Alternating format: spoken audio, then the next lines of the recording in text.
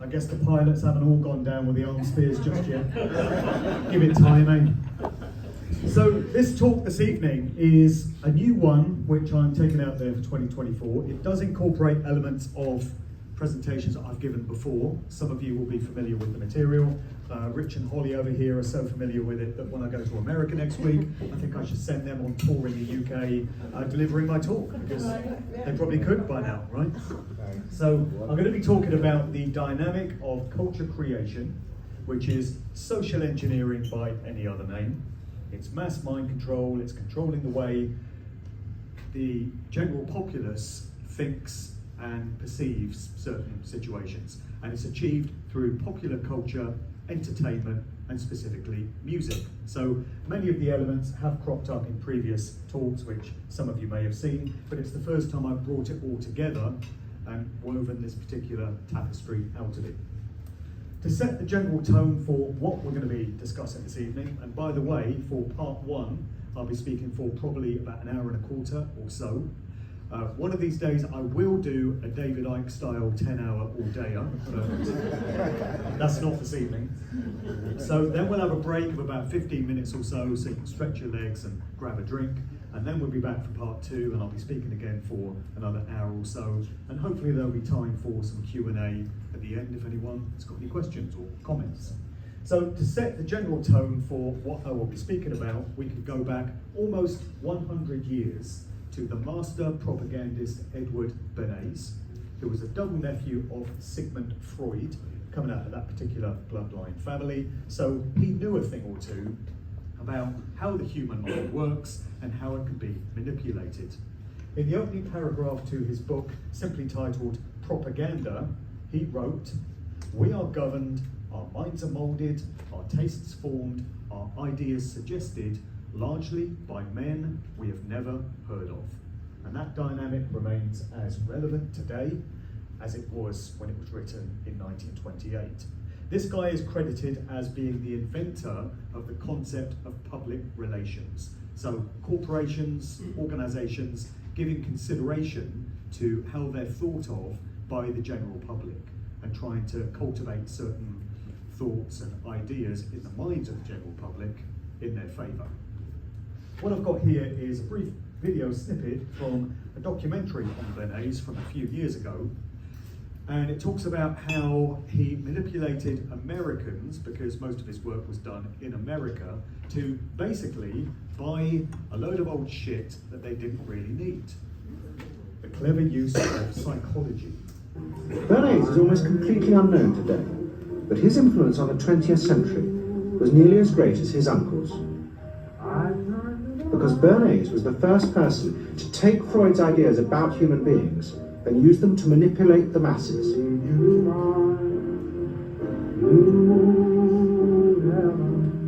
He showed American corporations for the first time how they could make people want things they didn't need by linking mass-produced goods to their unconscious desires. So it's the weaponization of psychology. It's a military-grade operation.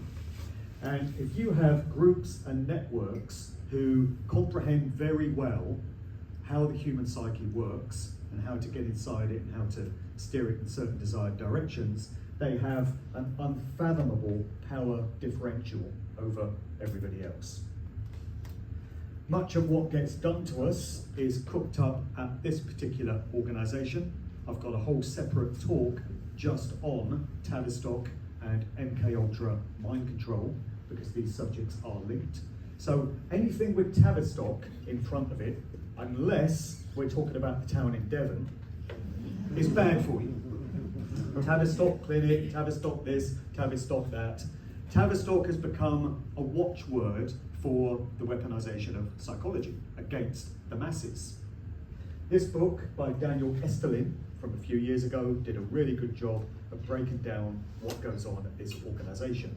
They employ behavioral scientists, master psychologists, anthropologists, those again who know how the human mind works, and incredibly these people seem just fine with taking a paycheck in exchange for working full-time on manipulating people's thoughts and perceptions without their conscious knowledge. and without their consent, by the way. There are many connections between popular culture and entertainment and the world of the military that we'll be encountering as we go along. So would it surprise you to learn, setting the tone, that Tavistock had its roots as Wellington House? That was the original name of this particular operation. And it goes all the way back to the First World War years.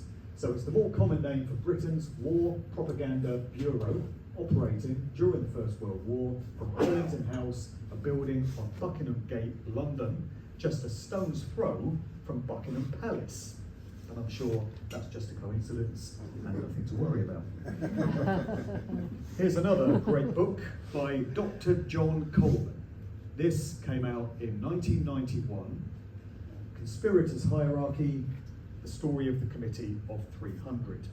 So John Coleman was a former British military intelligence operative, and he became a whistleblower who became very outspoken concerning many of the things that he'd learned during his years working for the British Secret Service. And he put many of them in this book, presumably at great risk to himself, although I gather he's still alive, he's still out there somewhere in his 80s now. And he broke down how Tavistock operates, how Tavistock is effectively linked to MI5 and MI6, and is another branch of them. The BBC ties into that as well. The BBC is effectively the state propaganda arm of the British government, there to enforce mind control. The most interesting thing about this book concerns two particular pop groups who were very big in the 1960s. We'll be taking a look at them. But Coleman also lays out how Tavistock was very closely linked to another organisation, simply called the Frankfurt School, coming out of Frankfurt, Germany. It's through this organisation that we get the concept of cultural Marxism, a form of socialism pushed through popular culture and entertainment. And the four key founders or members of the Frankfurt School were Max Horkheimer, Theodor Adorno, who's the one we're most interested in, Herbert Marcuse, and Jürgen Habermas. Frankfurt pushed what today would be termed political correctness, or which expresses itself in the 2020s as wokeism. So all these ideas that people are walking around with their heads full of have been cultivated for them by the likes of these individuals, going back again to Bernays' comment about men we've never heard of. So particularly young people, because it's always the younger generation that the social engineers have in their crosshairs. They're the ones who they see as the most malleable, the most easily influenced. And so young people are walking around with ideas in their head which are simply not theirs. They don't have a single original thought which has not been constructed for them by this lot. Going back to Theodor Adorno then, one of the key members of the Frankfurt School, he was a key player at the Stanford Research Institute in the United States. So SRI is the closest thing that America has to Tavistock, engaged in much the same activity. In the 1960s, there was a concept known as the Aquarian conspiracy, which tapped into these ideas of the incoming astrological age of Aquarius.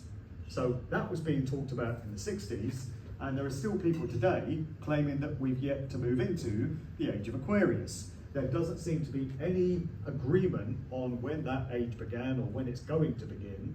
It appears to have a very large window. But nevertheless, the Aquarian conspiracy was a concept put together by the SRI director, Professor Willis Harman, connected to a document titled The Changing Images of Man.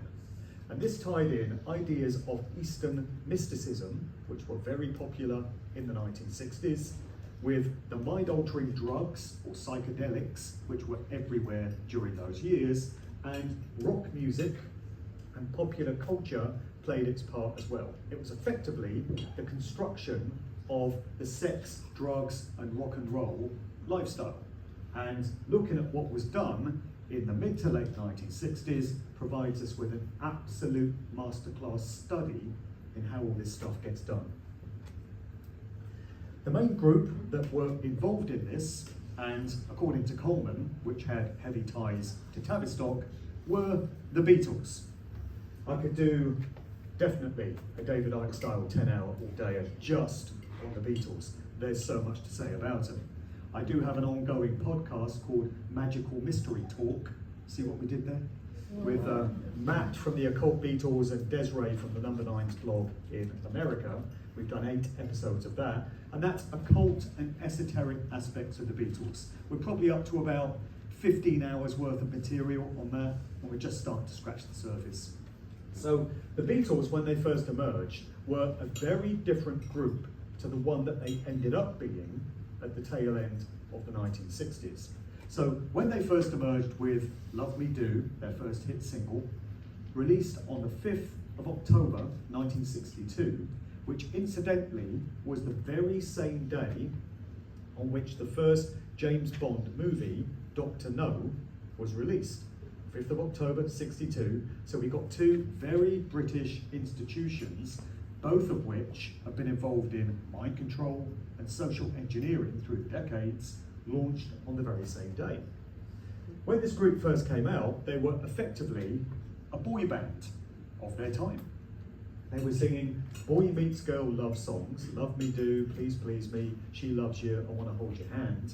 And they were a very innocent group on the surface, very likeable, cheeky chaps, you know, family friendly, and that's the way they were first marketed. They built up a fan base that way, and this is the way they so often do it. And then things get to a certain point where they do the big bait and switch, the big flip-flop. And in the case of the Beatles, that started to occur around 1966, when they put out the track Tomorrow Never Knows.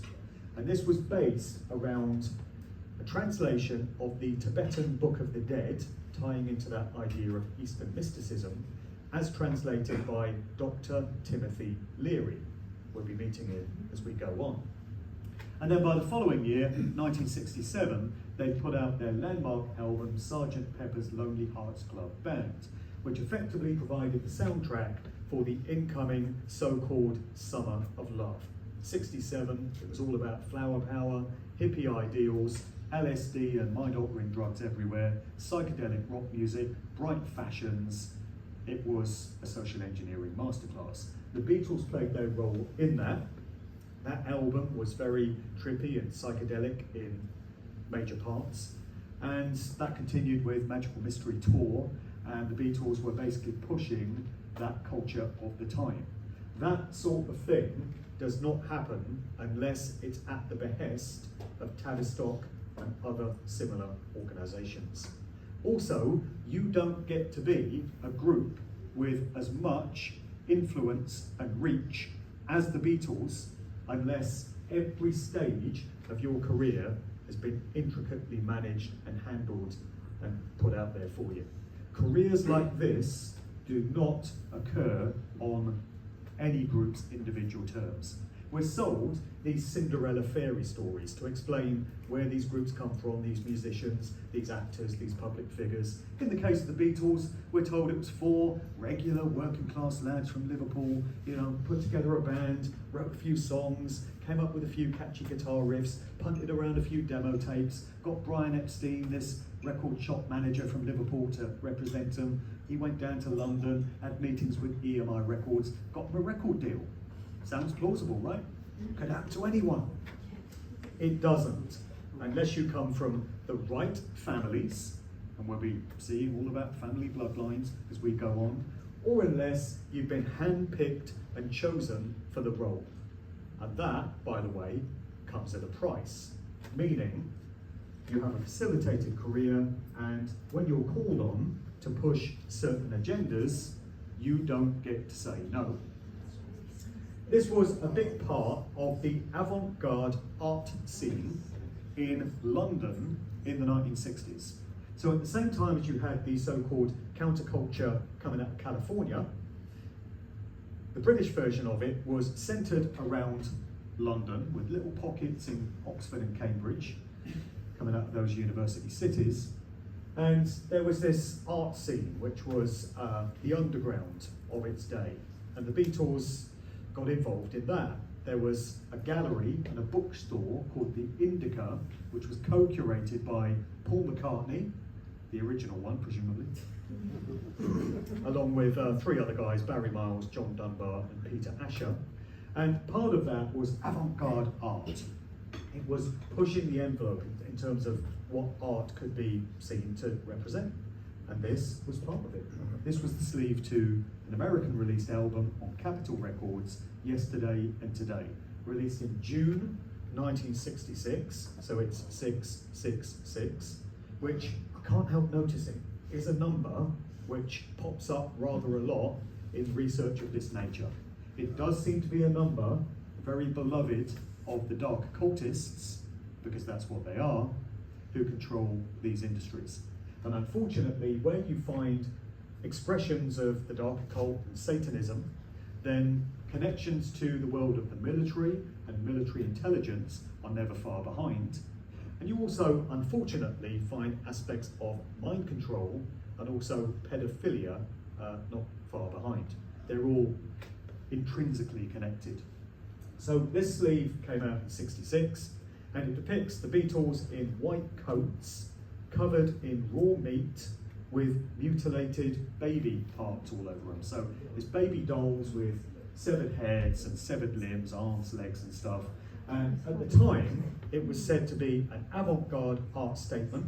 The photo set was taken by an Australian photographer by the name of Robert Whittaker.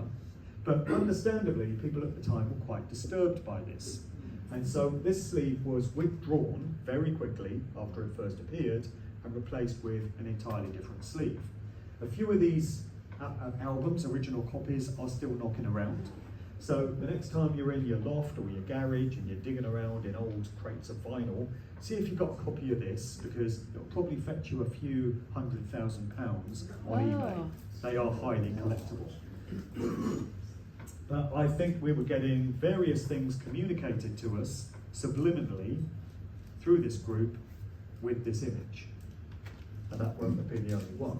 That really is only just scratching the surface of the Beatles. But there were other groups involved in pushing psychedelic culture in Britain in the mid to late 1960s. And one of them was Pink Floyd, or as they were known at the time, the Pink Floyd. This was their original incarnation with their frontman Syd Barrett, who was the original singer-songwriter.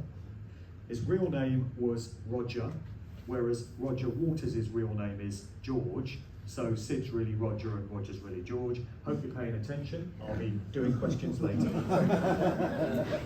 And so the story we get with Syd Barrett, the official story, is that he fried his brains on too much acid, because LSD was everywhere in London in these times.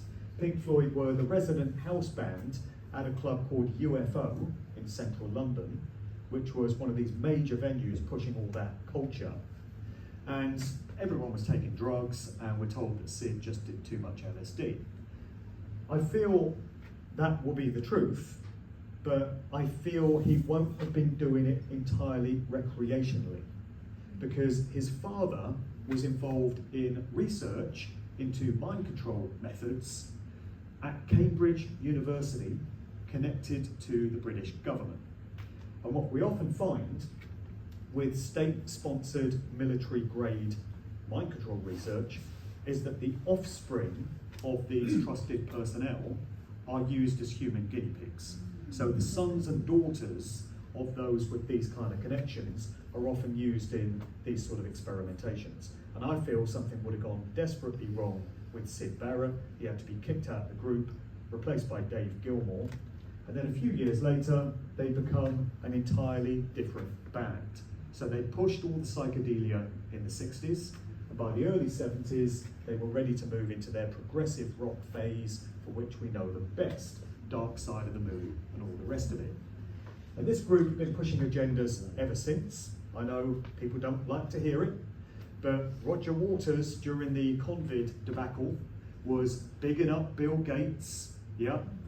You know, Roger's been very outspoken about a certain Middle Eastern nation and its relations with its Arabic neighbouring nation. And he's not been shy in coming forward about all that stuff. So you can listen to those comments and you can think, wow, Roger's on our side. Roger's a man of the people. But they always show their true colours in the end. And in an interview in 2021, he was talking about the Convid situation, and he said, there's a lot of good people doing good work behind the scenes here, like Bill Gates. And then he goes on to mention Anthony Fauci and how blessed we are to have him because he's such a great man. So, you know, it really tells you all you need to hear. These people are lifetime actors. This is a concept that we'll be going into. Here's a good example of one. There were many cultural heroes during that 1960s scene, and they weren't all rock stars. Some of them were consciousness gurus, given that part of the culture involved the young people of the time, the baby boomers, so-called. That was the generation that the social engineers were targeting. These were the people that were born at the tail end of the Second World War, who were coming of age in the mid to late 1960s. They're the ones they wanted to influence with the Aquarian conspiracy, the 60s hippie scene, and all the rest of it. So Dr. Timothy Leary was put out there, and he was a Harvard professor coming out of the world of academia. The story we get about him is that he was kicked out of his role when he endorsed the use of LSD and other psychedelics and entheogens. So some of them laboratory produced, like the acid, and others more natural compounds like mescaline, peyote, psilocybin mushrooms, all this stuff that was around in the 60s, marijuana as well. The mantra of the time that is associated with Leary was turn on, tune in, drop out. And this is a phase that was gifted to him by Marshall McLuhan. What it means is that it's encouraging the young people of the time to drop out of society, of participating in organised society, but specifically to drop out of any kind of political activism, and particularly any kind of opposition to the Vietnam War, which was raging strong by this point. So there was a lot of political activism. There were many movements and causes that young people were getting involved with, and encouraging them to take quantities of LSD and all these other drugs and just drop out of society, don't worry about the war, just go on these amazing journeys of self-discovery, chill out, have free love, free sex with whoever you want. This was all part of culture. It was all part of the plan to dissipate any kind of opposition, any kind of effective opposition to the Vietnam War and all these other things that were going on. So Leary played his role in that. In his latter years, he admitted to having been an asset of the CIA. The CIA crops up time and time again in this story. They're supposed to be there to protect Americans. Imagine that, to keep them safe from harm. And the big irony in this satanically inverted world in which we live, where everything is back to front, everything is upside down, is that those who claim to be keeping people safe from harm are the ones causing the harm. And it will be no different with British military intelligence. Military intelligence is, of course, an oxymoron.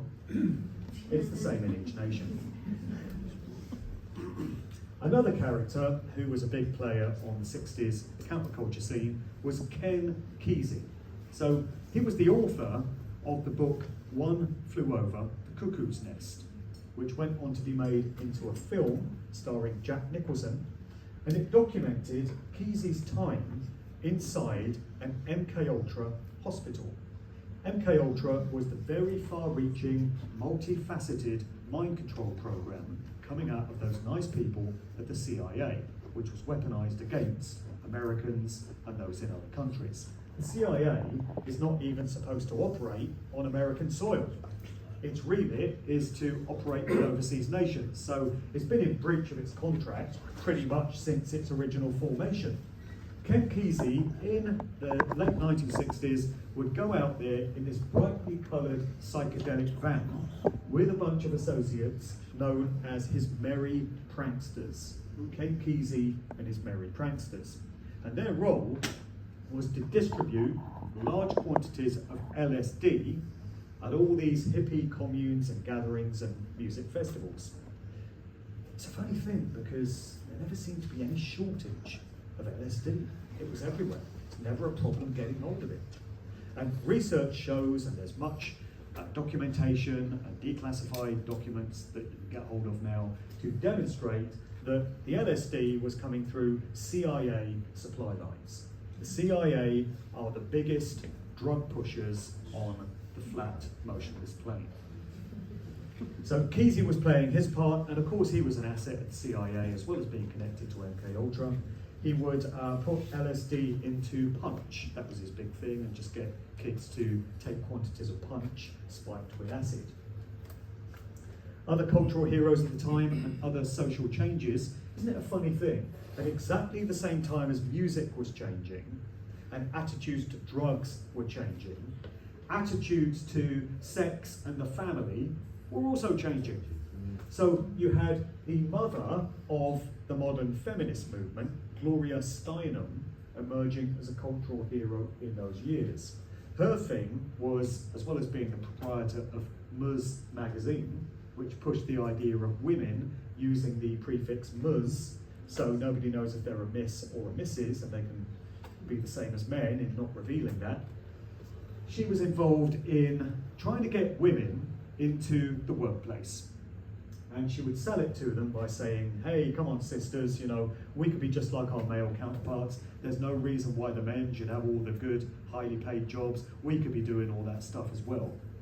What that agenda was really all about was getting women out of the home, getting them away from their traditional nurturing roles in motherhood, getting them to put their children into state-sponsored so-called care at ever earlier ages, so the indoctrination could begin earlier, and with the added bonus of contributing even more income to the taxation system by getting women into the workplace, breaking up the traditional family unit, the cohesion that comes from that dynamic, which had been a big part of American life in the 1950s and the early part of the 1960s. The social engineers wanted to break all that up.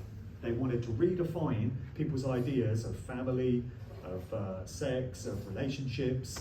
And at the same time as all of this, we had the arrival of the birth control pill. And then you had Leary and all these musicians pushing the idea of free sex, free love, you know, go with whoever you want, there's no worry about any consequences.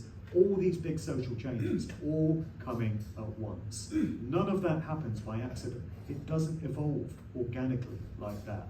They want you to think it does, but it only ever occurs at the hands of master psychologists and social engineers. One of the bands that were really big in that 60s counterculture scene, they played at many of the hippie festivals in California, were the Grateful Dead. And when we go into the personnel of this group and look at some of their background affiliations and family connections, it doesn't disappoint. Fans of the Grateful Dead like to refer to themselves, by the way, as Deadheads. So this was a name that was given to them by the band's controllers. You know? So they'll go around saying, yeah man, I'm a deadhead. And they think it's a term of endearment. What they don't realise is that the satanic overlords who control these bands are laughing at their expense. It amounts to morbid mockery. Deadheads is how they see the rest of us. They lump us all in together, they see us as spiritually ignorant and utterly profane, and they like to mock us to our faces. So they love inventing terms like deadheads and then getting people to use it. So Bob Weir, one of the main members of the Grateful Dead, has admitted in interviews to being a regular attendee at Bohemian Grove.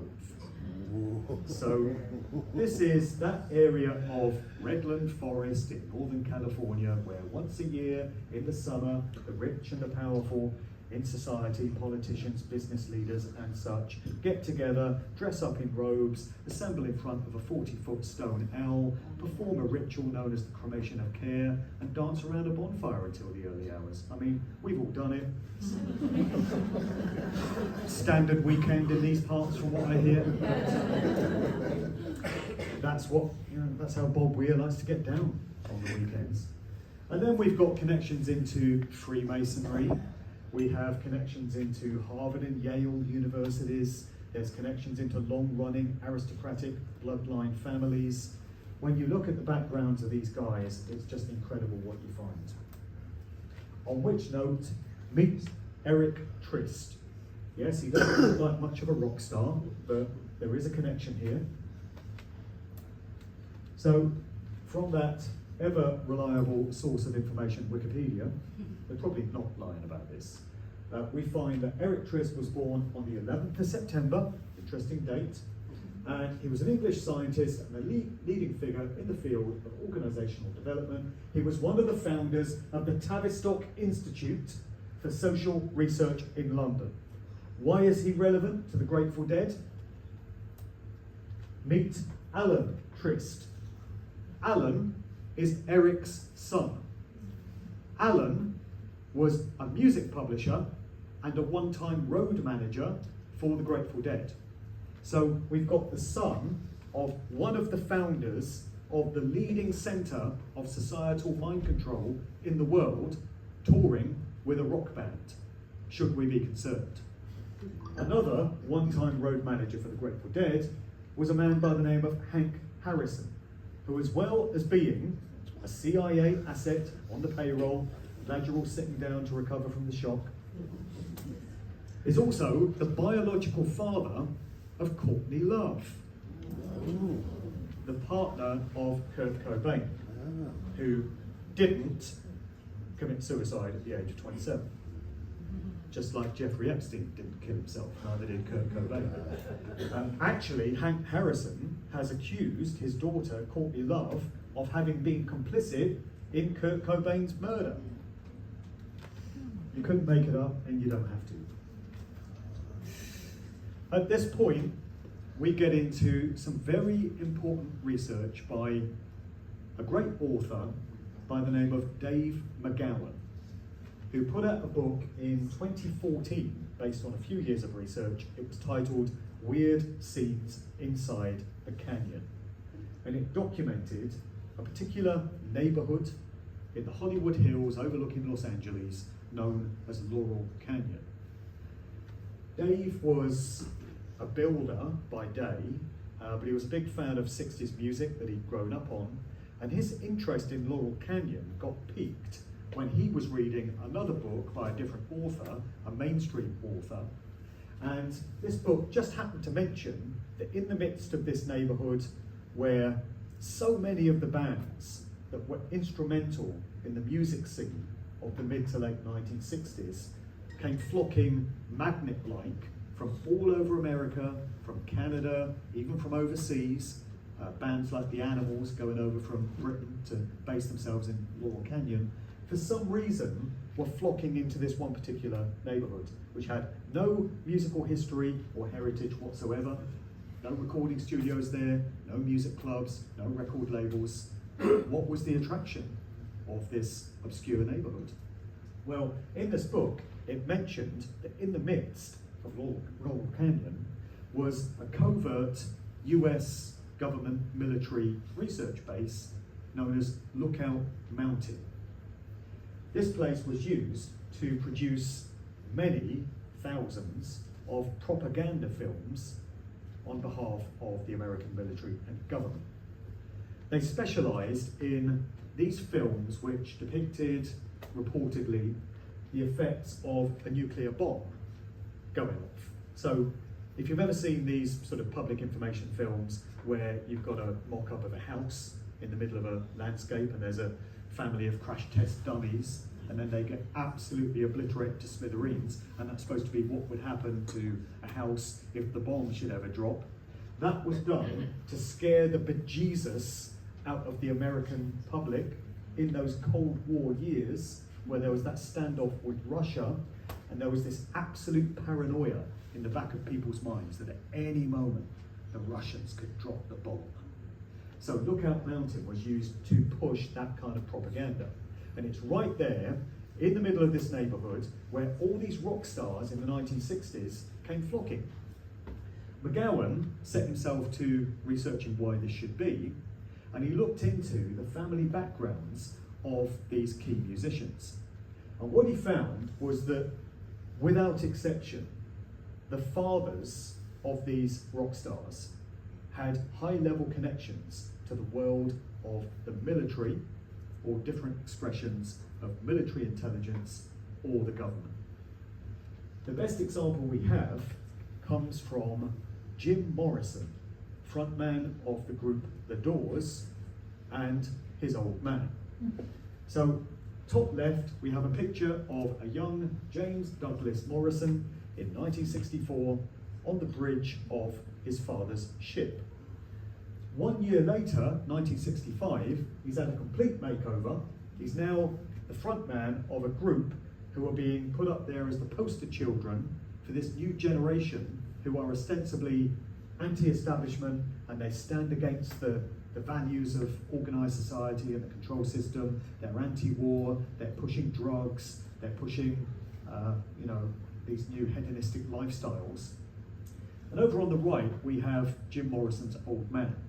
His name was Admiral George Stephen Morrison, and he was the Navy Admiral involved in the Gulf of Tonkin incident, which was later admitted to by the American government as having been a false flag.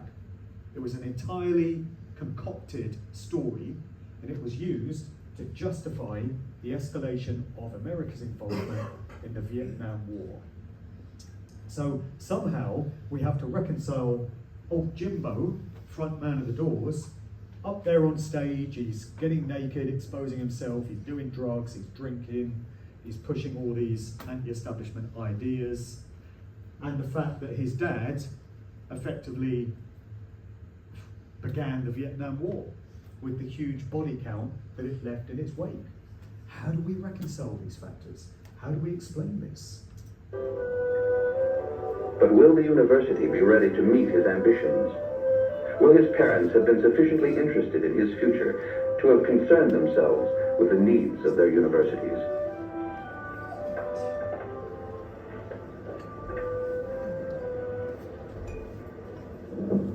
We regret to inform you that we are unable to accept your application.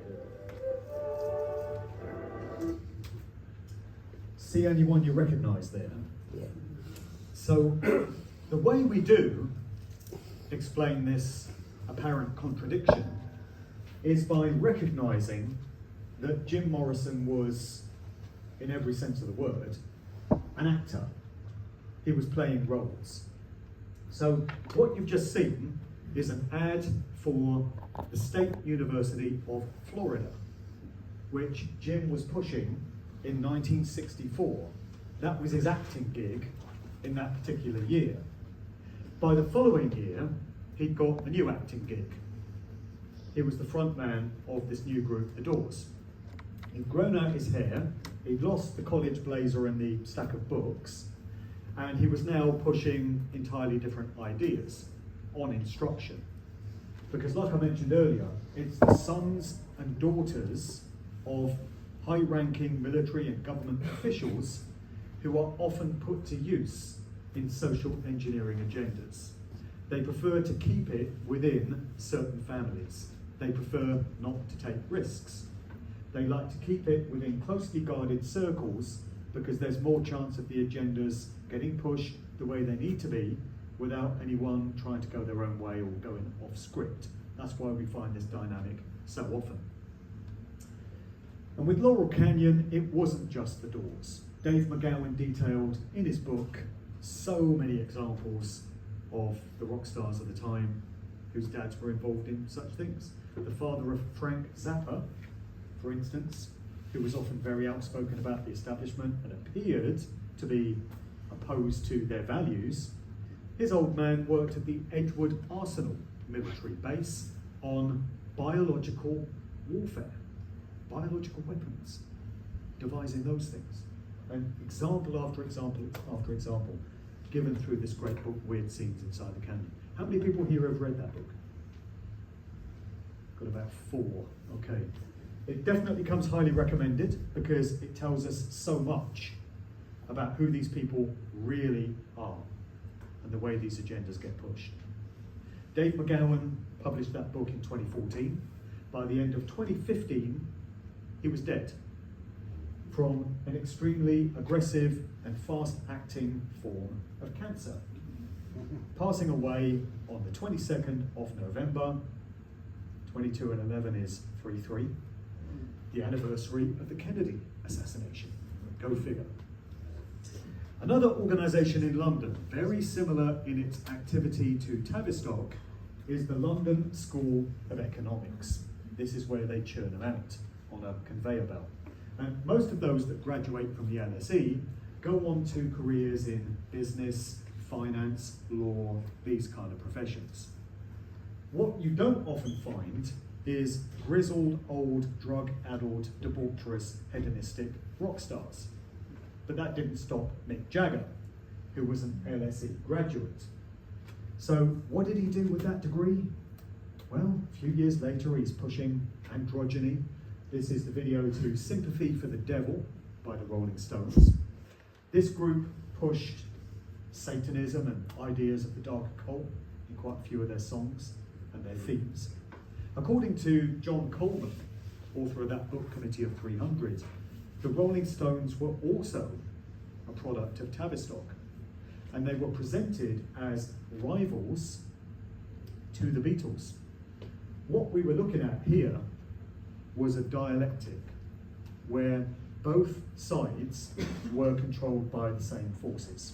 So it's the same as the left-right paradigm in politics.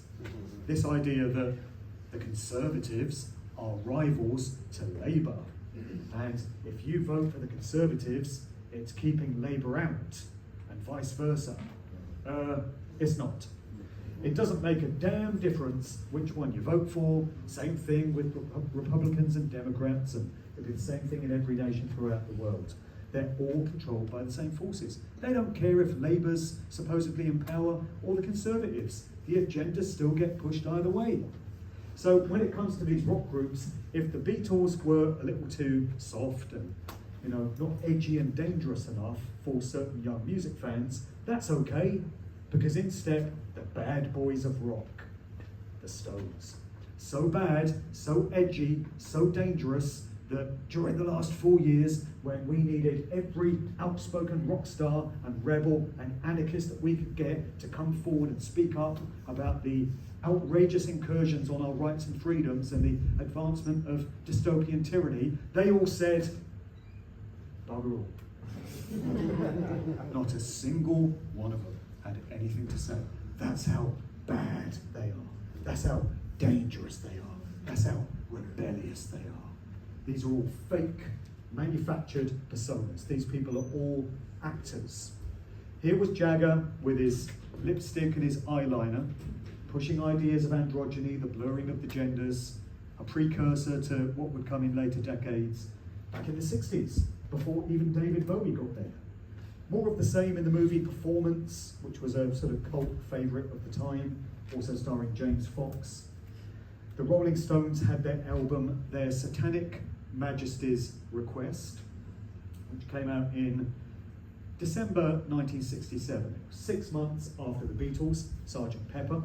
This album was very much an homage to the Beatles album. The sleeve was a pastiche of the Beatles sleeve. We find the Stones in their sort of wizard garb with Saturn and all kinds of other symbolism going on. And cleverly hidden in this sleeve design are the faces of the 4 Beatles. So they're supposed to be rivals, but there was a little clue, there's a little Easter egg for anyone that was paying attention at the time to demonstrate that actually these two groups were completely connected. They were friends, they used to go out partying and socialising together. They weren't rivals at all. They were just pitted that way, presented that way. More PR spin. The social engineers decided at the end of the 1960s that they wanted to put that whole scheme to bed. So the hippie ideals of peace and love that so many people at the time, who would have been sincere and genuine, believed in, they really did think they were changing the world. They really did think that human society was going somewhere. Well, the controllers wanted to put a final nail in the coffin of all of that. And an event that was used to achieve it came in August 1969. It was known as the Tate-Manson murders, or the Tate-LaBianca murders. And it involved this crazy guy, Charlie Manson, who ran this kind of mind control cult.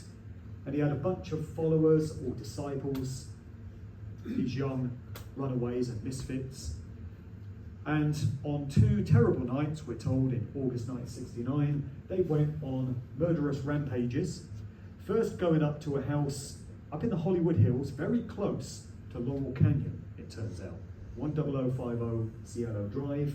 And that's where they found the actress Sharon Tate, who was the wife of the film director Roman Polanski of Rosemary's Baby fame. She was 8.5 months pregnant, so we're told, and she and 4 others were brutally murdered by these disciples of Manson. And then following night, we're told, there was a couple, Rosemary and Lino LaBianca, who were similarly murdered by Manson's disciples. I delivered a presentation at the Questioning History conference earlier this month in Slough, where I drew upon a research article by a guy named Miles Mathis. Interesting character, if indeed it is one character, and not a consortium of people writing under the brand name of Miles Mathis. You can find many of his articles online. I certainly don't agree with everything he puts forward. So he's of the view that most major cultural events that are presented to us are fake, they're hoaxes. And I certainly agree that many of them are. But he feels that the JFK assassination never happened, it was all actors. He feels that John Lennon was never genuinely assassinated, whereas I feel he was. But one event on which I do agree with him is the so-called Manson-Tate murders. Mathis puts forward in an extremely well-researched and documented paper his view that that whole event was a Hollywood stage production, bearing in mind that Sharon Tate was an actress. Her father, Lieutenant Colonel Paul Tate, was very high-ranking in the American military. Here we go again. And Cielo Drive was within easy reach not only of Lookout Mountain, where all these propaganda films were produced by the American government, but was also very close to the Hollywood film industry, with ready access to extras, props, fake blood, things of that nature. So I think there's actually some reassurance to be drawn from the idea that Sharon Tate and the others weren't actually brutally hacked to death. I don't feel that event happened. I think it was a put-up job, it was a hoax, and it was designed to present the idea that these hippies, personified by Charles Manson, were dangerous, murderous maniacs, capable of anything. And to scare middle America into thinking that the hippie movement was bad and these people needed to be removed from society. I think that's what that event was all about. And they just wanted to destroy all those ideals that the 1960s stood for, because by that point they were done with it. This is what they do. They'll create something to destroy it. I feel that's what they did with the Twin Towers, the World Trade Center towers in New York. They were constructed in the late 1960s 1968 for the most part, with the intention all along of bringing them down in an occult ritual 33 years into the future in 2001. Even while they were being built, they knew they were going to bring them down. That's why Stanley Kubrick's movie, 2001, A Space Odyssey, was released in 1968 also, because it was alluding to that event which was known to be coming. They don't mind creating something to destroy it if it fits their sick, occult, ritualistic belief systems. I learned a lot about the concepts of lifetime actors and culture creation generally from these two guys, Joe Atwill and Jan Irvin, who used to have a great podcast quite a few years ago called Unspun. They got into all these dynamics before they fell out because Jan accused Joe of being a CIA agent still. Come across much of that? Yeah. So, the lifetime actor, it's a term which was coined by Joe Atwill, and it addresses household names, people we've all heard of. A great example is Bill Gates. Most people out there see him as the founder of Microsoft and a philanthropist. People will actually say, he's a wonderful man. He gives away so much of his money for all these causes because he cares. Because that's the image of him that's been sold by PR agents, propagandists, Edward Bernays, men we've never heard of. So the reality of Gates's background tells a different story. His father, William H. Gates Sr., had been head of Planned Parenthood, which evolved out of the American Eugenics Society, closely linked to the Rockefeller Foundation. An insight into the mindset of these people comes from comments made by Margaret Sanger, Planned Parenthood's founder, who said, "The most merciful thing that a large family does to one of its infant members is to kill it." And she described as human weeds, reckless breeders, spawning human beings who should never have been born, in describing immigrants and the working class. Nice lady. So this was who Bill Gates's old man worked alongside, so it's a fairly safe bet that he shared these viewpoints. And with his son heading up the worldwide agenda to get an arms spear into every man, woman and child on Earth, what could possibly go wrong? So anyone you've ever heard of, if you could go out there on the streets of Ferndown tonight and stop 10 people and say, "Excuse me, have you ever heard of insert name here? Bill Gates, Paul McCartney, Mick Jagger, Elton John, Tom Cruise, Tom Hanks." If you ask 10 people that question, what do you think the return rate will be? 10 out of 10? So whenever it's 10 out of 10, that individual has had their career facilitated for them. There's no way they've made it themselves. There's no way it's been down to random luck and just good chance. That career has been facilitated so that they can serve a purpose. They become familiar so that they can push certain agendas and get inside the minds of people who don't have their conscious minds actively engaged, who aren't paying attention. I did an interview a few months back with a lady by the name of Anne Diamond, not the TV presenter, a different one. So she's Canadian, and she says that she was inducted into the CIA's insidious MKUltra mind control program in childhood. So she says that she found herself in the Allen Memorial, part of McGill University in Montreal, Canada, where she was experimented on by one of the most notorious MKUltra doctors, a man by the name of Donald Ewan Cameron. He was Scottish, can you tell? He was an absolute vicious psychopath, and he worked out of McGill using brutal methods of mind control. They included electroshock treatment, sensory deprivation, locking people away in tanks devoid of light for days at a time, sometimes, and the use of mind-altering drugs, including LSD. In this interview, she spoke of her time spent with Leonard Cohen, singer-songwriter, really big in that 60s counterculture scene, even though he didn't begin performing until the age of 33. There's that number again. And she said that as well as being a performer, Leonard had a dual role as a spy. So he used to get used in undercover espionage missions for the CIA and also Mossad. And he used to go around the world spying for them. She said that he had a habit of cropping up in various parts of the world where a prominent rock star was about to meet their demise.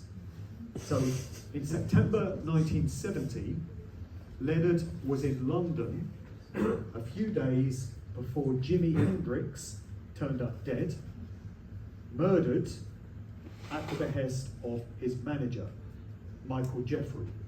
Michael Jeffrey was a British intelligence officer, as well as being a music industry manager. Jimi Hendrix was murdered, according to many researchers and people that were there at the time. The official story is that he choked on some barbiturates, drowned on his own vomit. The real story, according to many, including the coroner who performed the autopsy, is that he was effectively waterboarded with red wine. So his lungs were absolutely saturated with red wine. He was knocked off. Leonard Cohen left town a few days afterwards. Anne Diamond says that 10 years later, Leonard cropped up in New York in December 1980, a few days before John Lennon was assassinated outside the Dakota building. And then a few days after that, she says, Leonard took off, left New York, and holed himself up on a remote Greek island for several months. In this interview, she also had some other interesting things to say, including that when she was at McGill University in her childhood, she remembers a young Mick Jagger also being there. He was pre-fame. He was known then as Michael, she says. And here's a snippet of something else she said about what rock music was really being programmed to achieve as part of the CIA's MKUltra program.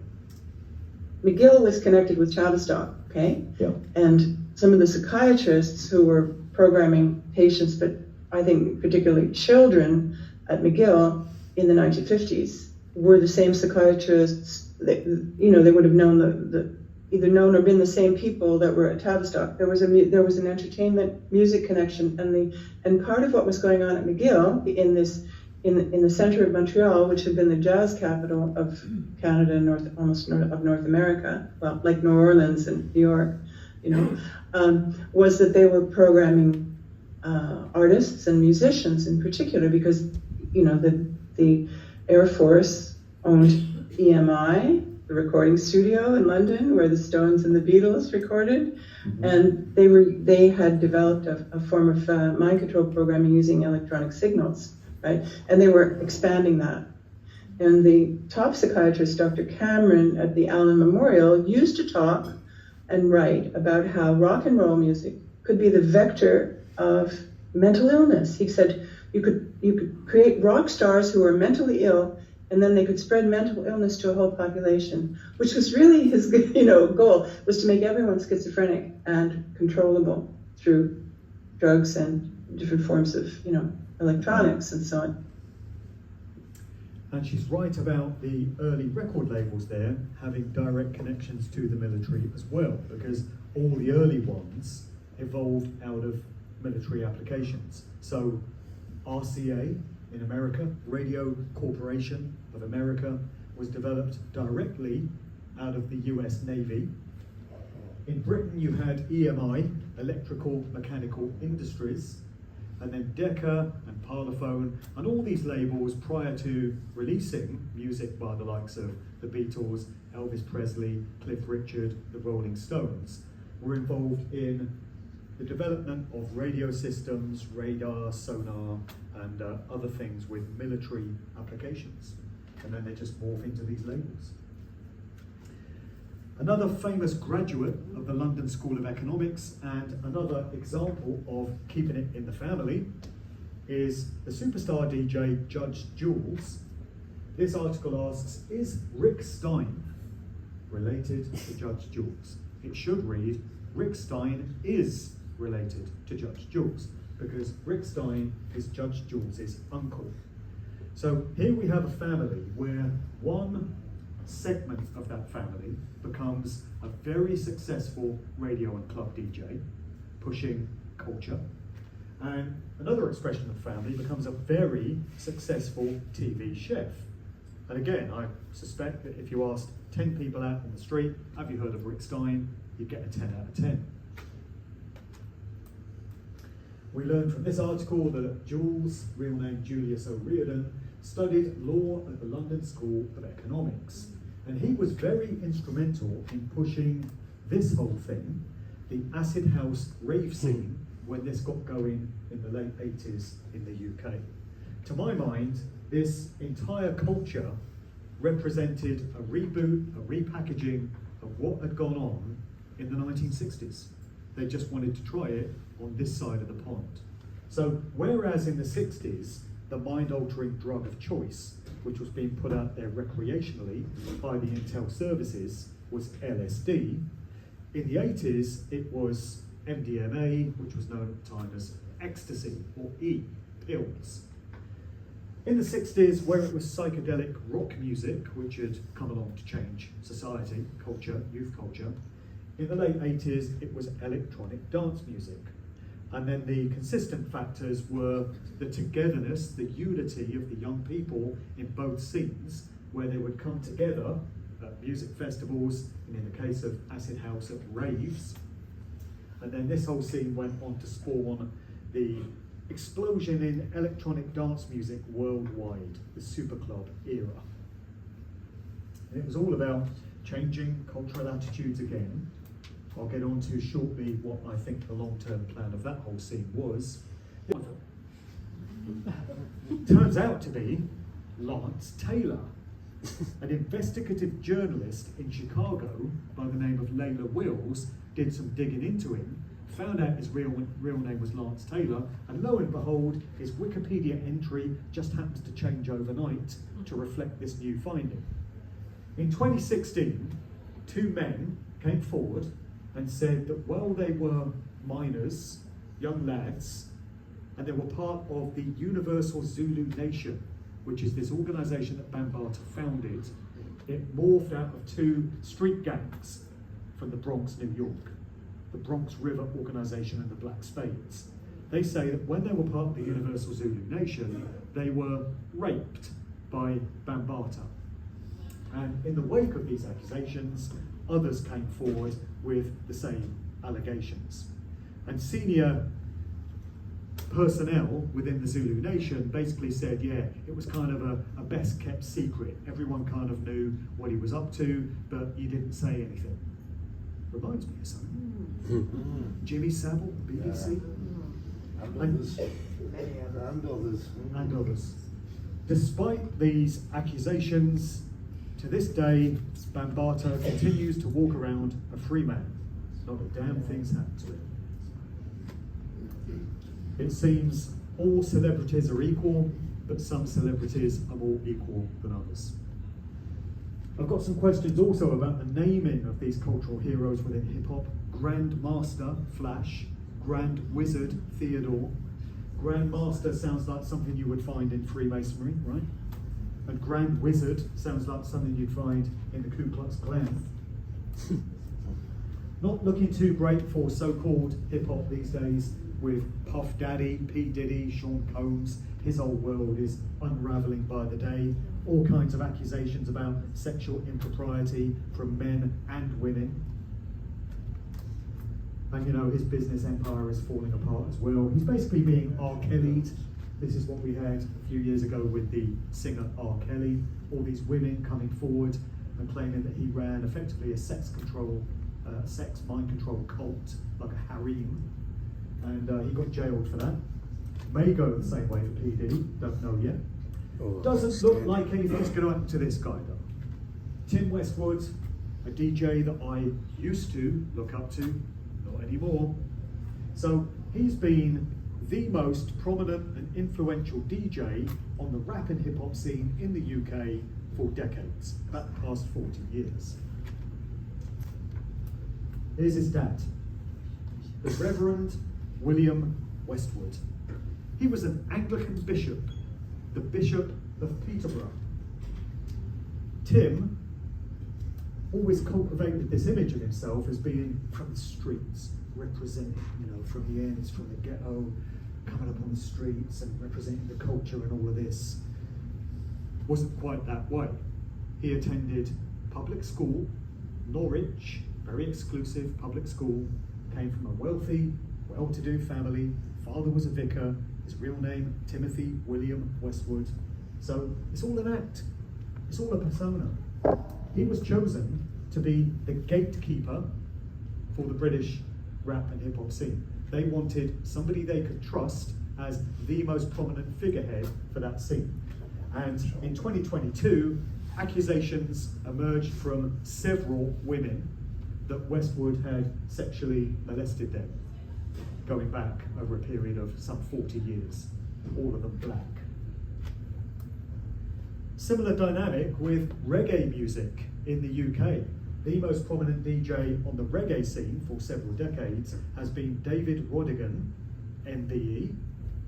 Very similar background to Tim Westwood's. So public school educated, military family, born on an airbase in Hanover, Germany, stage trained as an actor, and then becomes the gatekeeper, effectively, the figurehead for the British reggae scene. It seems they wanted one of their own at the helm of these scenes.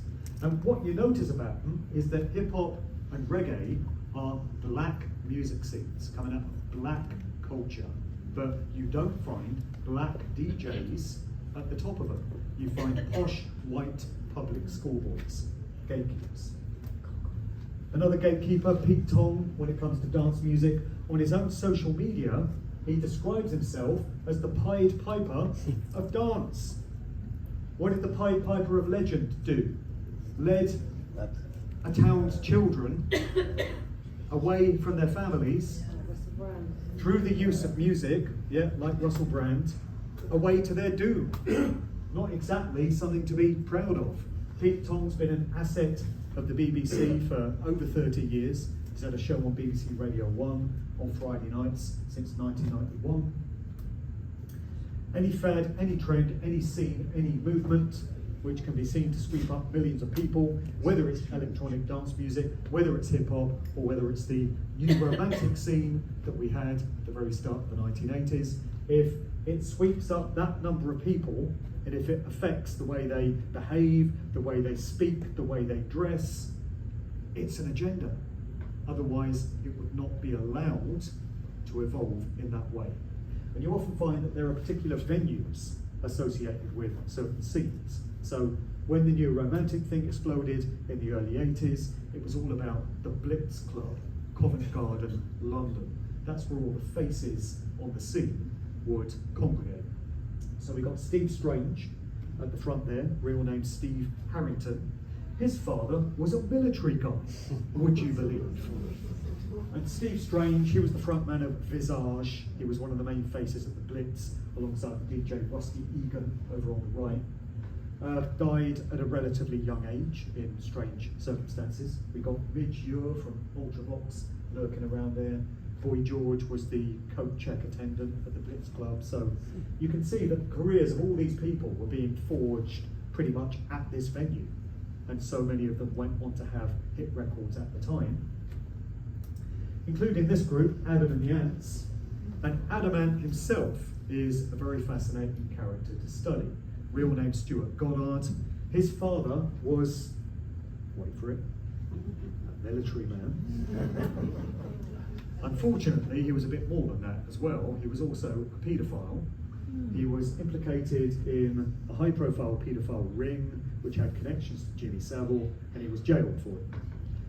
Adam himself, Stuart Goddard, has always been an erratic sort of character in his behaviours. This is put down officially to him having bipolar disorder. This is how they explain his bizarre behaviours. But actually, he displays all the traits of having undergone MKUltra mind control program, just like Sid Barrett and so many others. That would explain so many of his behaviours. Any fad, any trend, any scene, any movement, the cool Britannia bollocks of the 90s is no different. That whole thing was designed to create the idea that Britain was undergoing a cultural renaissance, resurgence, going through its most exciting time since the 1960s. It was great. There was Blur, there was Oasis, the Spice Girls were coming through, there was Chris Evans on the Radio 1 breakfast show. It was like so cool. And not only that, but there was Tony Blair. I know. It's an agenda, remember? This whole cool Britannia thing, and scenes like Noel Gallagher attending champagne receptions at 10 Downing Street with Blair, were in very large part designed to sell the image of Tony Blair to the young people of the time as a dynamic, visionary young leader who was the future of Britain. We know better now, of course, but back then, you know, things can only get better. Spoiler alert, they didn't. Brian Cox was in that band, by the way. That's Professor Brian Cox to you, keyboardist in D-Ream. I'll leave you all to Google what reaming is when you go home tonight. So, 1st of May, that occult date of great significance to these Satanists. It's, you know, Beltane, May Day. That's when the general election of 1997 was programmed for. And I know so many young people, I remember it well, who were crying out for Blair to get voted in as leader. And when New Labour swept to victory, there was literally dancing in the streets. People were so happy because they bought the image of Blair that was being sold through things like this. Here we are, almost 30 years later. We know a bit better now, don't we, about his true nature, Miranda. So the reason they brought him in 97 was so that one of their own could be in office ready to preside over the ritual murder of Princess Diana, which was scheduled to take place later that summer.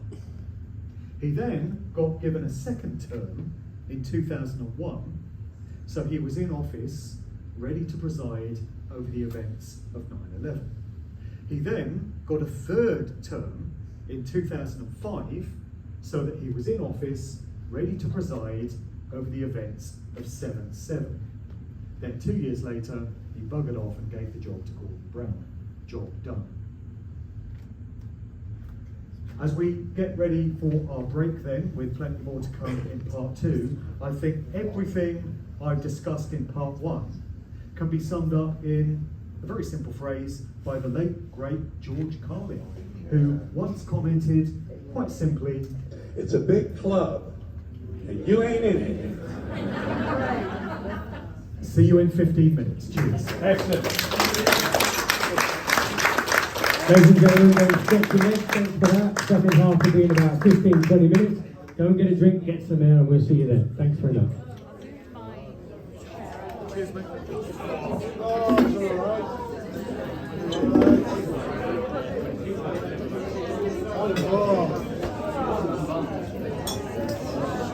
We've all been taken in by one thing tonight. I would move it because people are going to come.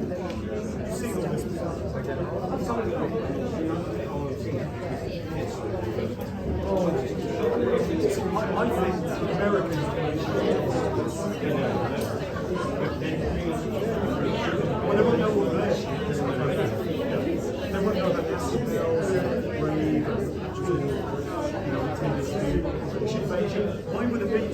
stuff. Liam got the dog in the car. Patch it out.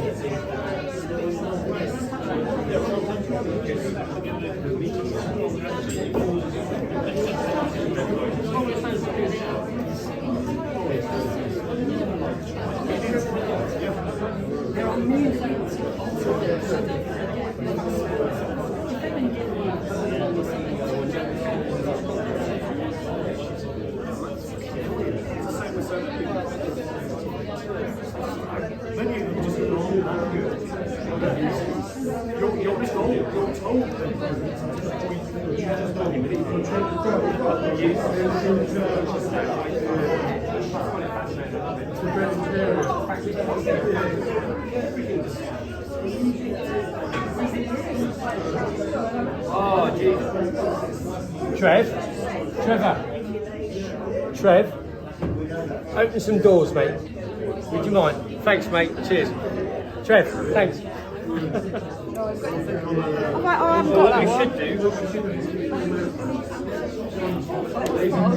Ladies and gentlemen, just quickly, Mark is a very accomplished author, and most of his stuff that he presents are in a plethora of books that he's penned himself. So please come and have a look at all his work. There's t-shirts and various other bits as well. Thank you. Please may I have a small...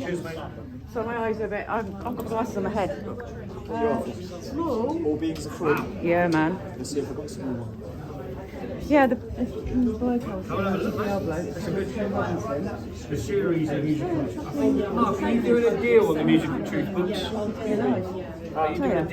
if anyone buys all three, they'll £10. Ordinarily they be 70 for all three, but you're going for 60. So 20 quid a book. Brilliant, thank you very much. Really good stuff.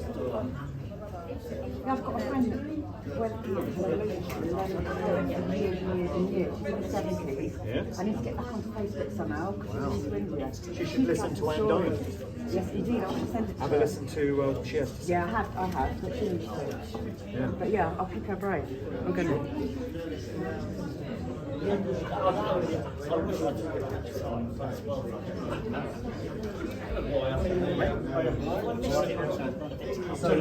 these are my novels, because it really makes so many of the points that I referred to in part one, just really reinforces them. And this is the punk and new wave scene. So I did a lot of research into punk and new wave. You see, I go genre by genre, so I've pissed off the dance music fans, I've pissed off the hip hop heads. It's time now to destroy anyone that's into punk and their world, you know. So for Musical Truth Volume 2, I did a deep dive into many of the punk and new wave acts and came to the conclusion that that entire scene was entirely manufactured, entirely a construct, and entirely there to push various sort of left-leaning social engineering agendas. One thing that I found very useful from those Unspun podcasts was an episode that they did on punk, where they thought to break down the etymology of that word, or the meaning of it. So a good place to start with any genre is to consider what the word means, right? So punk, various official definitions include a young man used as a homosexual partner, especially in prison, an aggressive and violent young man, an inexperienced young person, a cowardly or weak young man, an inferior, rotten, worthless person or thing, a petty criminal or hoodlum. Not exactly flattering terms for people to identify themselves with. It's a bit like the Grateful Dead, deadheads, you know? People are walking around saying, yeah, I'm a punk man. Really? Yeah, you're those things, are you? Okay. If people thought a bit more about what it means, they might not use the phrase so widely. There were cultural heroes of the punk scene, and many of them were the beat poets, so-called, of the 1950s and 60s, who were also the cultural heroes of many in the 60s, counterculture. So many of the pioneers of the punk movement looked to people like Jack Kerouac, William Burroughs, and Allen Ginsberg. This is Ginsberg, prominent beat poet. He was on the scene at many of those 60s counterculture gatherings. And in his spare time, as an extracurricular activity, he was also a member of the North American Man-Boy Love Association. And this is an organisation which campaigns for men to be able to legally have sex with underage boys. So, great hero. Still got Yes, and many of them belong to a certain group in society as well. Anyway, there are many venues, as I said in part one, which are closely associated with certain genres. And when it comes to the punk scene in New York, this place has a lot to answer for. The Chelsea Hotel in the Chelsea district of Manhattan is interesting in that the punk scenes of both New York and London were both centred around the Chelsea areas of those respective cities. So the Hotel Chelsea is where Sid Vicious is said to have stabbed to death his girlfriend Nancy Spungen at the ripe old age of 20 on the 12th of October, which just happens to be the birthday of Aleister Crowley, the notorious occultist, in 1978. The Chelsea was also home at one point or another to various famous playwrights, poets, novelists, screenwriters, film directors, actors and musicians. A great many suicides took place there, a murder or two. There are rumours of satanic rituals taking place in the basements and lots of other strange stuff as well. I documented all in Musical Truth 2, not the sort of place I would choose to spend the night. So in London, the punk scene there is credited with having been kick-started by this couple. You've got Malcolm McLaren, who's wearing his t-shirt there with the phrase Cambridge Rapist on it. Wow. Classy. Along with Vivienne Westwood, who's got a naked male child on her t-shirt. Oh. Nice couple. No relation to Tim Westwood, as far as I know, though it wouldn't surprise me. And so these two ran a boutique in the King's Road, Chelsea, called Sex, and that's where the Sex Pistols were formed. And McLaren put that group together as a kind of hodgepodge group, assembly of various figures that used to come and hang out at the store. So the Sex Pistols were put together in the same way that a boy band might be, just all sort of loosely patched together. And it was McLaren's vision. He's a deeply strange character. He passed away in 2010, but he had a very unconventional upbringing, which might explain some of his habits later in life. And these were the two prominent members of the group that he put together, the Sex Pistols. This group came along to really change musical culture, to change the musical landscape in the mid-1970s. So up to that point, the British scene had been ruled by many of the progressive rock bands, the type that you would have seen on Old Grey Whistle Test. And many of these bands were thought to be out of touch with youth culture. They weren't really appealing to young people, and that's where the punk movement came in. So at the tail end of 1976, the Sex Pistols burst on the scene and gave the music scene a kick up the arse, and culture was changed. Youth culture had been completely turned on its head. Another agenda. These things don't happen by accident. The two prominent members were Sid Vicious, real name John Simon Ritchie. His parents met when they both served in the Royal Air Force. And you can't get much more punk rock than that, right? Sid Vicious's father worked for a time as a Beefeater guardsman outside Buckingham Palace. Sid Vicious was named after Johnny Rotten's pet hamster. I kid you not.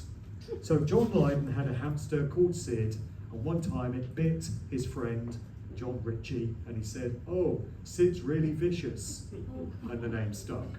So we're told. And then we have Johnny Rotten, real name John Lydon.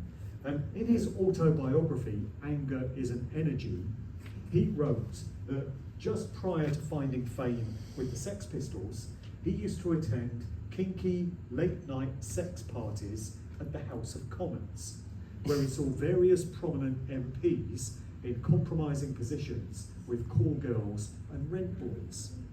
What he doesn't adequately explain is what he himself was doing there in the first place. Not being an MP. A group which was put out there as rivals to the Sex Pistols, in much the same way as the Rolling Stones were the rivals to the Beatles, were the Clash. And the prominent member of the Clash was Joe Strummer, real name John Graham Mellor. His father, Ronald Mellor, OBE, was a civil servant. He was a diplomat attached to the Foreign Office in the government. So once again, we have a connection of that nature. If we look elsewhere in the band, we find Mick Jones, who also went on to front the group Big Audio Dynamite. The reason he's pictured alongside the former Transport Secretary in Boris Johnson's cabinet, Grant Shapps, is because they're cousins. Wow. Yet another family connection. So again, we have a particular bloodline where one expression of it is put to use in the music scene to change culture from within that vehicle, and another expression of the same family, another branch of it, is put to use in government to have an influential role in society in that way.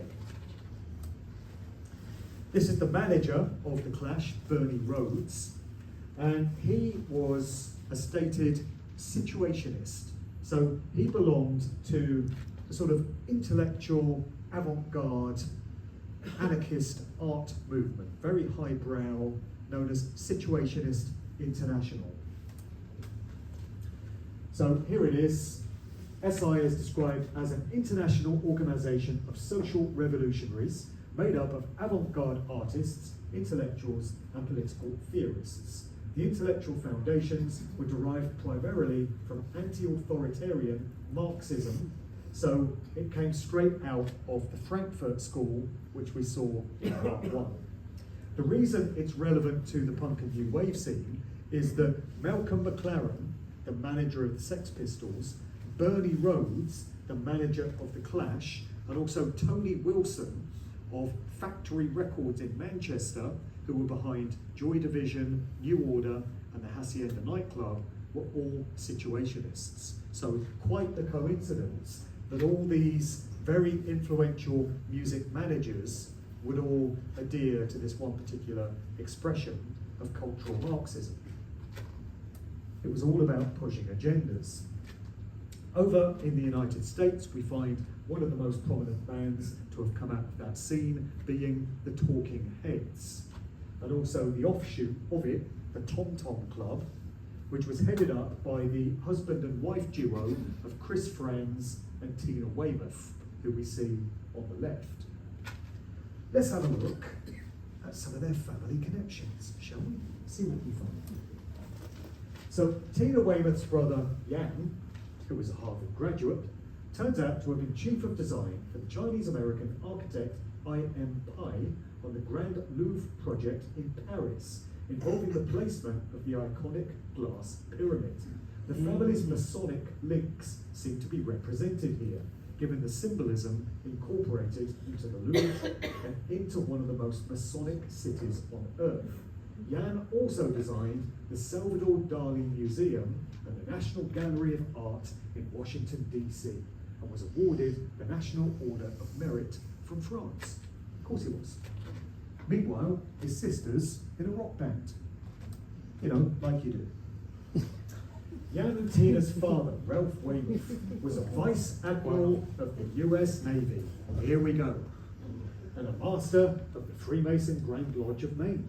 Their great-grandfather, meanwhile, was Anatole Lebras, known as the Bard of Britannia, a highly regarded folklore poet and lecturer at Harvard and Yale universities.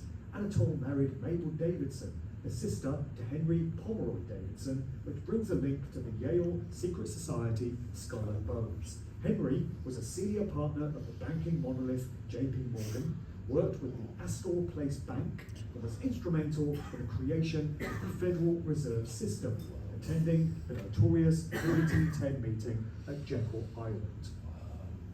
Are there any fans in the audience of Sheep Farm podcasts, Dom and Chris? Yeah, a few of you. I felt like I should have said that with a Yorkshire accent, because it's the sort of thing that Dom says every single podcast when he reveals all these crazy connections into banking monoliths and aristocratic bloodline families with rock stars and actors and famous people. You come to realise that nobody gets to these kind of positions unless they're connected in this way, or unless they've sold their soul, literally and metaphorically, for the fame and fortune. I mean, that forms part of another presentation that I do when I get into some of the rituals that some of these individuals perform to show just how much they want the fame. So if you're not born into one of these important bloodline families, you can still work your way up that greasy pole, but it comes at a very heavy price and it can never be worth it. I have mentioned to Dom and Chris actually that sometime soon I'm going to be doing another presentation which is going to be titled No One's Dad's Unplanned. Because we don't find them. I would have thought, before I started this research, going back to my youth, I would have expected the dads of rock musicians in punk bands and new wave bands and heavy metal bands to be builders, lorry drivers, plumbers, electricians, construction workers, dockers, railway workers, this kind of thing. You don't find them. Not a single plumber in sight. Plenty of lecturers, not a problem finding admirals, generals for days, lieutenant colonels, no problem. Plumbers, very short supply. It's a very strange thing, isn't it? Why are the sons and daughters of admirals and generals and statesmen being put to use in rock bands? Meet the Copelands. Some of you may have heard me tell this story before, but it never gets old. So there was a legend within intelligence circles coming out of the CIA who went by the name of Miles Axe Copeland. He had many missions all around the world in his many decades working for the agency, and he had 3 sons who were all born in Beirut, which is a major CIA stronghold. And all 3 of them were put to use in the music industry. So we have, from the left, Ian Copeland, now deceased. In the middle, Stuart Copeland, who was the drummer with the group The Police. And on the right, Miles Copeland Jr. So between them, they operated various organisations and they acted as gatekeepers for the punk and new wave scene. So if you were a band within those genres and you wanted any measure of success, you had to go through the Copelands and be endorsed by them.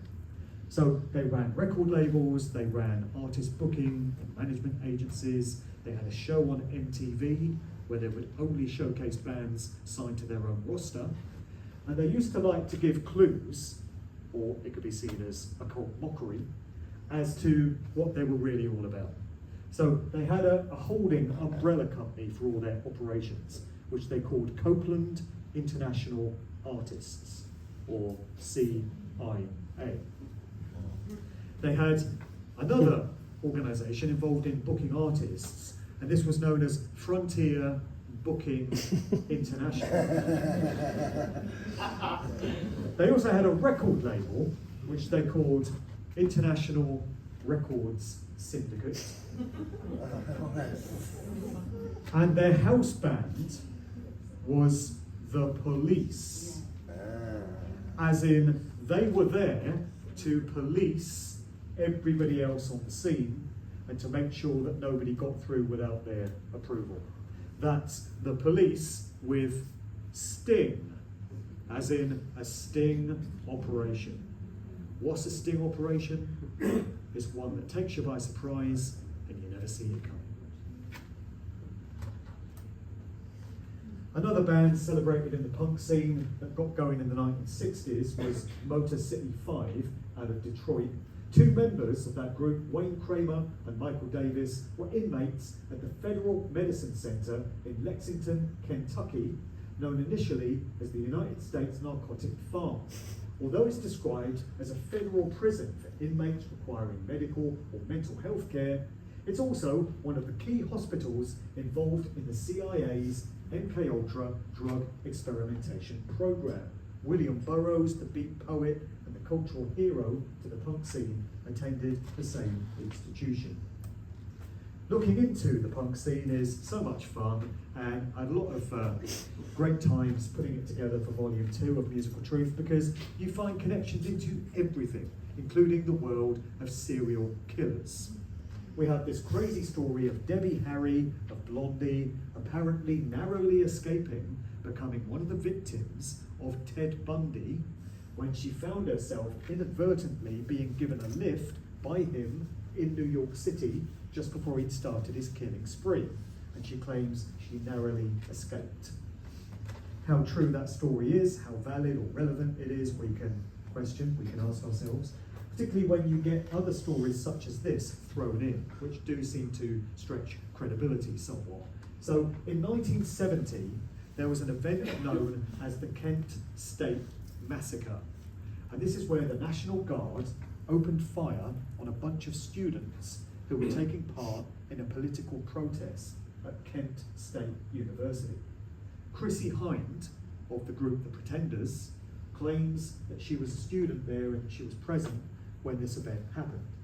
There's also a member of the group Devo, which stands for Devolution, who claims to have been present at that event as well. So we can ask ourselves, what were the chances of that being the case?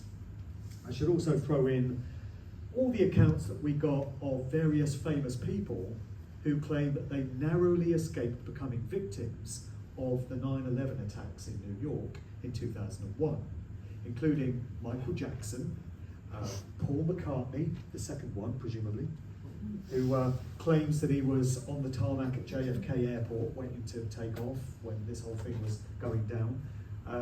Various other famous people, Seth MacFarlane of Family Guy says that he was supposed to be in the Twin Towers that day and he narrowly escaped. And then we can throw in this story, the Lockerbie jet bombing on the winter solstice, 21st of December, 1988. So this Pan Am jet came down over Lockerbie in the Scottish borders. Everyone on board killed. It was pinned on Gaddafi's Libya regime terrorists. But there were various famous people who claimed that they were due to be on board that fateful flight, and they narrowly escaped. One of them was Johnny Rotten, who says that his wife took so long packing their case that they were late for their lift to the airport. They therefore missed the flight, thus saving their lives. We get a story that the Four Tops, the entire group, were rehearsing for a performance at Top of the Pops in London, and the performance time overran. They were late for the airport, they missed the flight, thus saving their lives. Then we get the actress Kim Cattrall, known for Sex and the City, and she says, you'll love this one, she spent so long trying to find a teapot as a gift for her mother in Harrods, couldn't find that right teapot. And she was late for the airport, thus saving her life.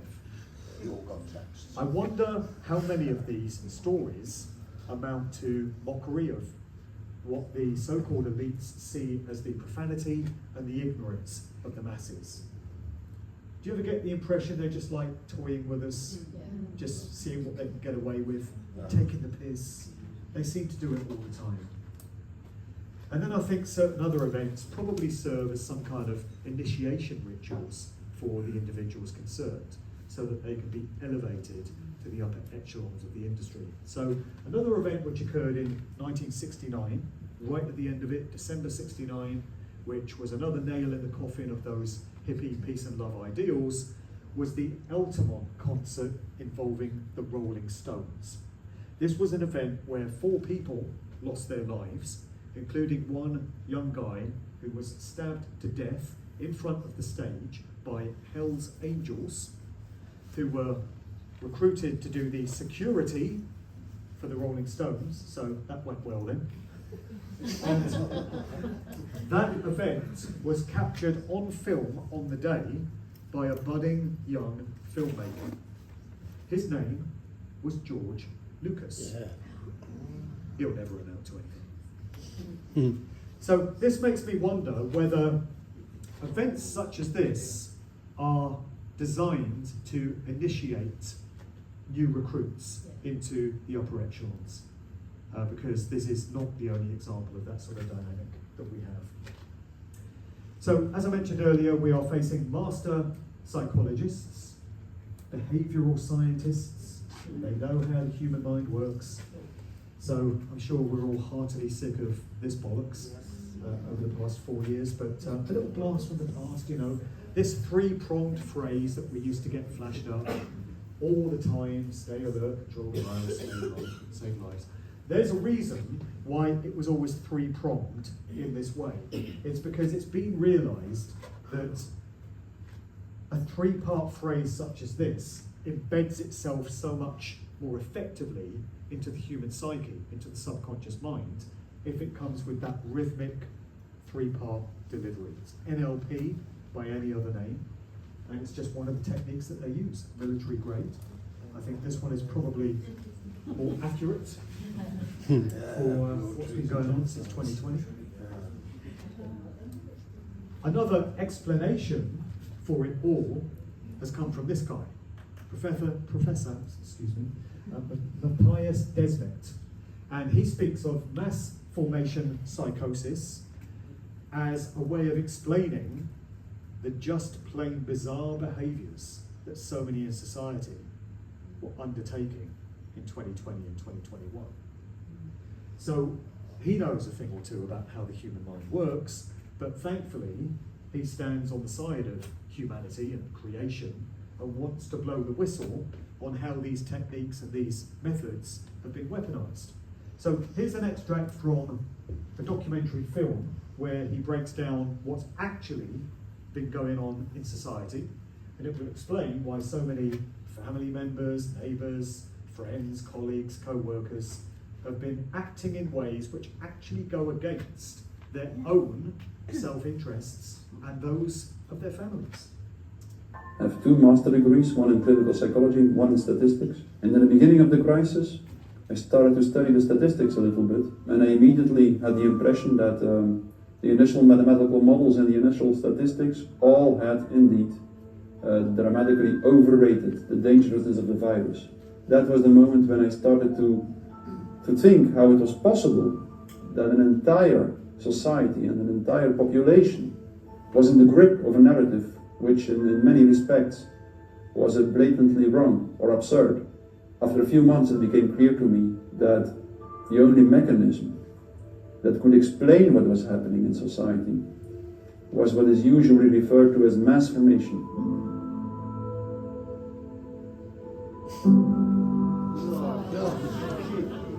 All of them. Now, I wear a mask when I'm outside all the time. I even run with a mask on.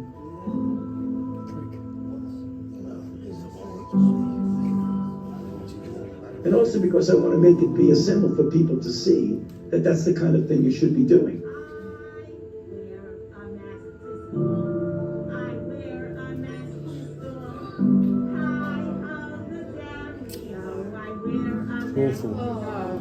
Sweden's with 0 new COVID cases, despite the country dropping the mandatory wearing of masks. The process of mass formation is identical to hypnosis. An individual that is in the grip of a process of mass formation typically becomes radically blind for everything that goes against the narratives where the masses or the group believes in. They seem to have lost all interest in the things that were important to them before the mass formation started, which make them radically willing to self-sacrifice, to sacrifice themselves for the collective. Obviously, you don't like to tell people what to do, but sometimes for the good of society, that's necessary. they become radically intolerant for dissonant voices. And this typically goes further and further and further. People who do not go along with the masses are stigmatized, and in the end, the masses typically are inclined to destroy the people who do not go along with them, and they do so as if it is an ethical duty to do so. Just out of interest, how many people here would say that they woke up to truth as a result of what I will always refer to as COVID? I woke before that. I woke before that. Almost half the room, I'd say. That's great. I love meeting new recruits. Could you put your hands up again, just so I can see the different, the female and male? That's about even, I think. About even, yeah. Maybe a little bit more female. Okay. Thanks. Ian made an interesting point on his interview with Richard Vokes the other week, that COVID seems to have woken up a great many women. A lot of the activists, a lot of the people that organised the groups and the freedom rallies and the marches and stuff were women. Whereas when it comes to Flat Earth, he made the observation that it was mainly men that were, stirred into action by that idea. So it's a very interesting observation. I wonder what the psychological reason for that would be. But this is a different type of culture creation. It is culture creation. It's manipulation using those same tactics, only in this case, it doesn't rely on music genres and, these different sectors of society. It got everyone, or it was aimed at everyone. Another thing which I talk about is what I refer to as extracurricular activities. So we have celebrities who are supposed to be one thing or the other. Take Bono. No, please, take Bono. To the room. Who always sounds like a pet dog to me. You know, Bono, come on here, Bono. Which is quite appropriate considering he's a little lapdog poodle of the control system, a bagman, an errand boy. But you see Bono hanging out with the likes of Bill Gates and Bill Clinton and George Bush and Obama and the Pope and people like this, Tony Blair, and you think, well, hang on a minute, isn't he supposed to be a rock star, a rock singer? So what's he doing hanging out with this lot there? Not that you'd want to, but I'm just asking. And then you have people like will.i.am, or as I refer to him, Shill.i.am. And so he's the front man of the Black Eyed Peas, and he's a producer of this hip hop, it says here, group. And that's what he's supposed to be known for. So what's he doing then, hanging out at the World Economic Forum meetings in Davos with the likes of Blofeld and James Bond villain?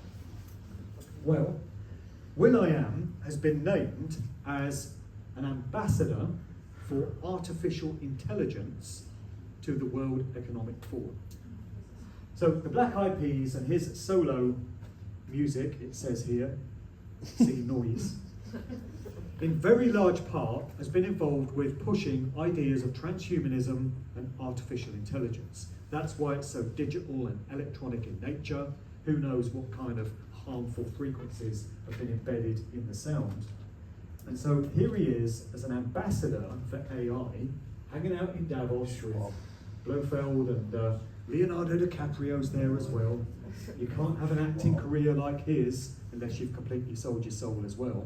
And so these are extracurricular activities. These individuals build up a fan base. People decide they like them. Don't know why anyone would like Bono and will.i.am, but apparently some people do. And then when they come out endorsing some agenda or other and nail their colours to some particular mast, people that have gone along with them are far more likely to go with that idea themselves because it's got that endorsement from their favourite celebrity. So that's why so many of them are involved in things like this, particularly the sirs. Never trust a sir, like Sir Reg Dwight, for instance. My name is Elton John. Well, stop there. Little less showbiz, Elton. My name is Elton John. Bit more showbiz. My name is Elton John. Let's go for your Michael Caine impression. Just let's see what it's like.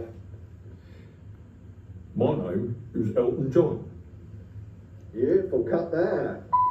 The more people in society that get vaccinated, the more chance there is of eradicating the national COVID pandemic. Have you heard that one before? Nobody ever laughs at Elton's Michael Caine impression of these talks, ever. Funny thing.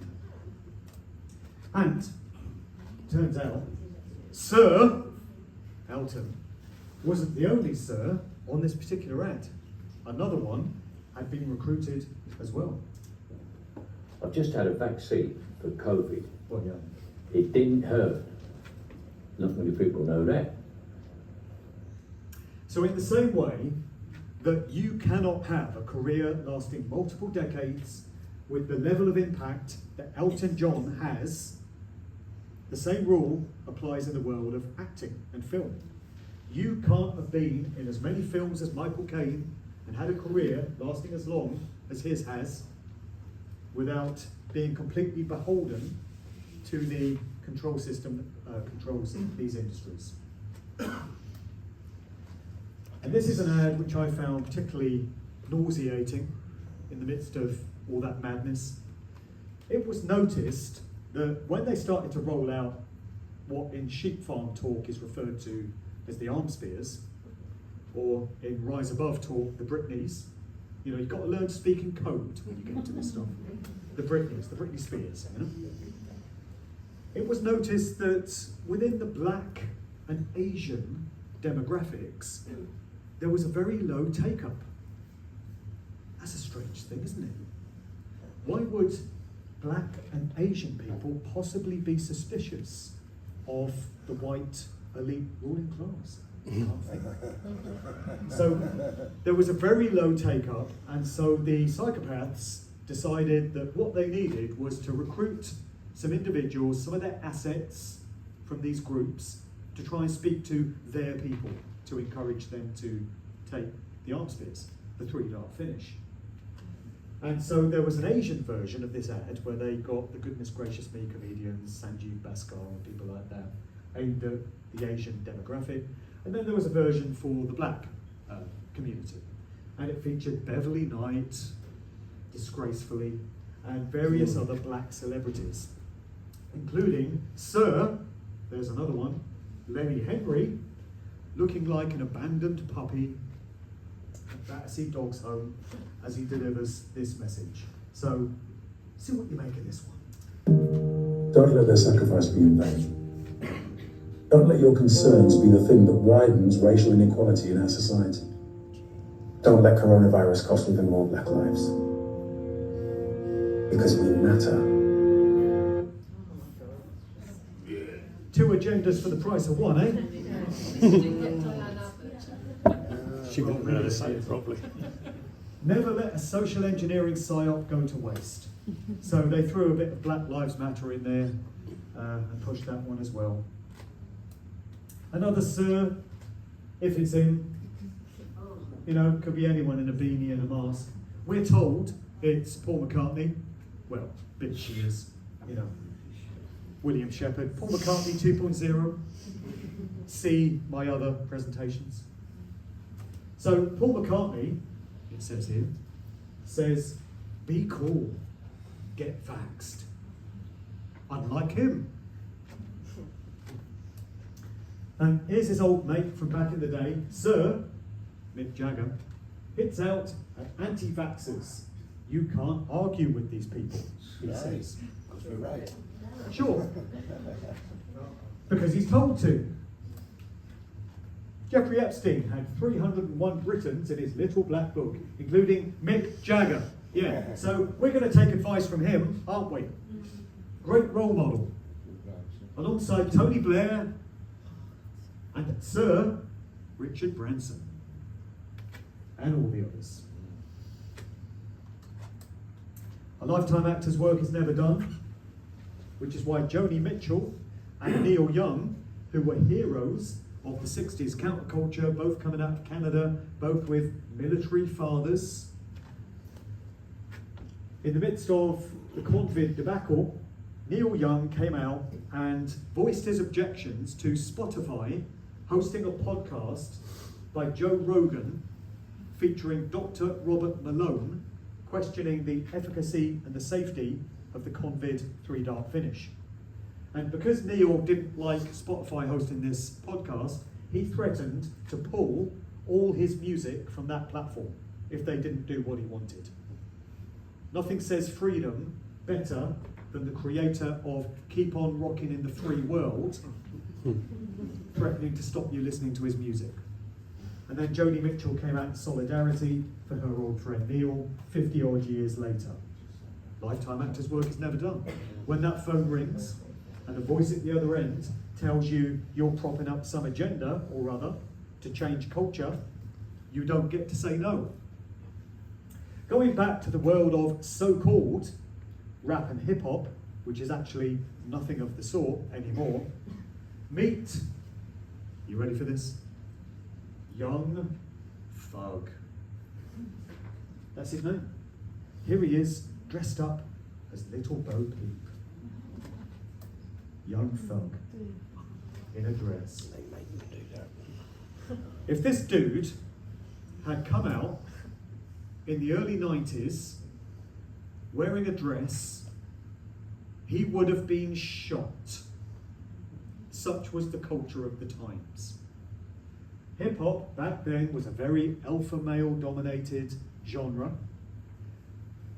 Homosexuality was not tolerated. I'm not saying this was a good thing, I'm just explaining how the culture was. There were no gay rappers, or not openly gay ones anyway, and this kind of thing would have got him shot. Bullet to the head. 2024, it's celebrated, it's encouraged. That's the slow drip creep of social engineering, and how over an extended period of time, cultural attitudes can be completely changed. Admittedly, it's from one generation to another. So the generation that was around in the 90s, listening to the sort of hip hop that was there then, my generation, you know, we're done as far as the social engineers are concerned. They're not bothered with us anymore. They just want young people. They're on to the next generation, and they're filling their heads full of ideas like this, implying that it's just fine for men to put on dresses and dance around as Little Bo Peep. Just fine, not a problem. Same thing as Lil Wayne in the video to his song Love Me, where at the point where he says, "These hoes love me like Satan, man," he turns into a demon. You know, like you do. Same thing as Little Nas X, who came out just the other year with a brand of Nike shoe, which has got 666 on it, and is all red, and is said to contain real human blood. So this is Satanism, it's sorcery, witchcraft, dark occultism gone mainstream. And young people think it's just fine. No problem, no objection, got away with it. Welcome to life in the 2020s. And by the time you get a rapper who goes by the name of New Age Jerk Boy in a video called Married to the Game, where he's got rainbow coloured hair and he's dressed in a wedding dress, giving fellatio to a machine gun, all hope for humanity has been lost. The sad cat meme, that face you make when you realise all the personal heroes you used to look up to were just lifetime actors on the payroll all along. Have we all been that sad cat at some point? Yeah. All right. So, wrapping up, my presentations tend to be around 99.9% doom and gloom and dread, and I save that 0.01% for the very end, and that's where the positivity and the good news and the optimism resides. So we're at that point now. It will take about 20 seconds. The entire dynamic of what I've been speaking about this evening can be summed up in the lyrics to the Who song, not Ted Ross's lot, you know, Roger Daltrey's lot. Won't get fooled again. And this, I feel, needs to become a mantra for all of us. There's nothing in the street looks any different to me, and the slogans are effaced by the by. And the parting on the left is now departing on the right, and the beards have all grown longer overnight. So they're talking about how social engineering gets done in that song, 1971. That's what it was all about. Won't get fooled again. The phrase, fool me once, shame on you, fool me twice, shame on me, didn't come about by accident. It speaks to us having to be prepared to learn from being duped, being made mugs of, because we're all treated in this way, and there's no shame in admitting that we were bamboozled, because they get all of us one way or another. Whatever your musical preference might be, whatever celebrity you gravitate towards, maybe you don't care for music, maybe you're into cooking, then they'll get you with a celebrity chef. One way or another, they get to everyone. But here's the good news. These days, now, in 2024, we're able to comprehend the methods and the tactics that they use. A lot of what I've outlined this evening is military-grade stuff. Tavistock, MK Ultra, you know, these are mind control methods which have worked successfully for the psychopathic ruling classes for decades. But here we are, just regular folk, gathered here this evening, learning about how it's all done. Because now this information is available to us. It's leaking out. As a result of the internet, there was always going to be collateral damage as far as they were concerned from that tool. They wanted to use it for surveillance and monitoring, but we collectively have been able to turn it to our advantage by being able to share this information. So now we can know about these methods. And there's going to come a point where if we all take the personal responsibility to communicate this information as far and wide as we possibly can to anyone that will listen, we're going to reach a point where the old tricks just aren't going to work anymore. The old mind control spells are going to be broken and will never be fooled in the same way again. That has to be our resolve. The first step towards it is to resolve to, in the words of the Stranglers, have no more heroes. And I would simply add to that 3 more words, at all, ever. Thanks for listening.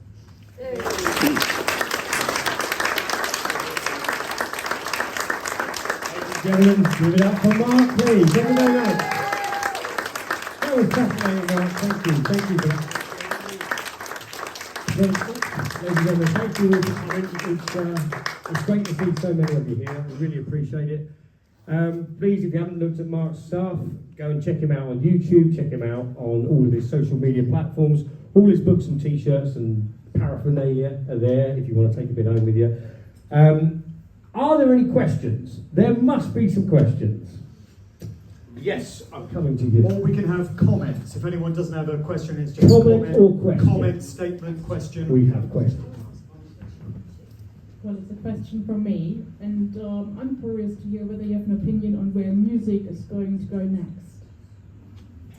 Well, every time I think the social engineers have plumbed the very depths of the cesspit and they can't possibly take things any lower, they surprise me by coming up with even worse stuff. Sam Smith.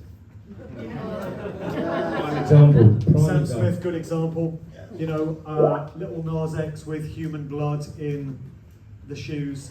Lady Gaga had a perfume out the other year which is said to have had traces of blood and semen in it. Terry Hawkins' skateboard. Yeah, it's unbelievable.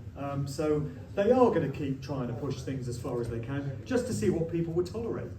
Open Satanism, open pedophilia, and so far it is being tolerated by the masses, but there's got to come a point where people have a line in the sand and a limit, hasn't there? Otherwise they're just going to keep pushing it further and further and further. But they're going to expose themselves the more they do it, because it's going to become so obvious to anyone that's paying attention, particularly parents who are concerned about what their children are listening to, you know. They're just going to push it so far that eventually it's going to be their own doing, I feel, whatever that looks like. Anyone else?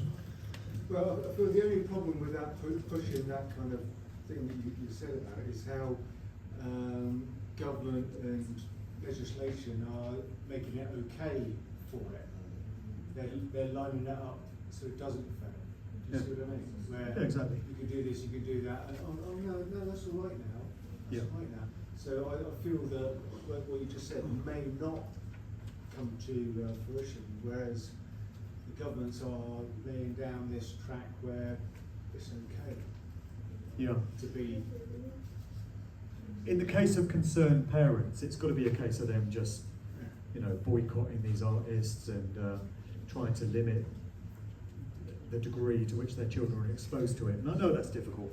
I've got 2 teenage daughters myself. I know how difficult it is keeping them away from this sort of stuff. A lot of the damage gets done through TikTok, I have to say. A lot of the toxic stuff should be called TikToxic, actually. A lot of the stuff gets pushed through that platform. And if we really did have a government that cared about us and had morals and values, then they would just simply ban TikTok as a platform and say this is illegal now. You're saying America have got more values than us, have you? You what? You're saying Americans have got more value than us, as in the principles. Well, because they are on about banning TikTok.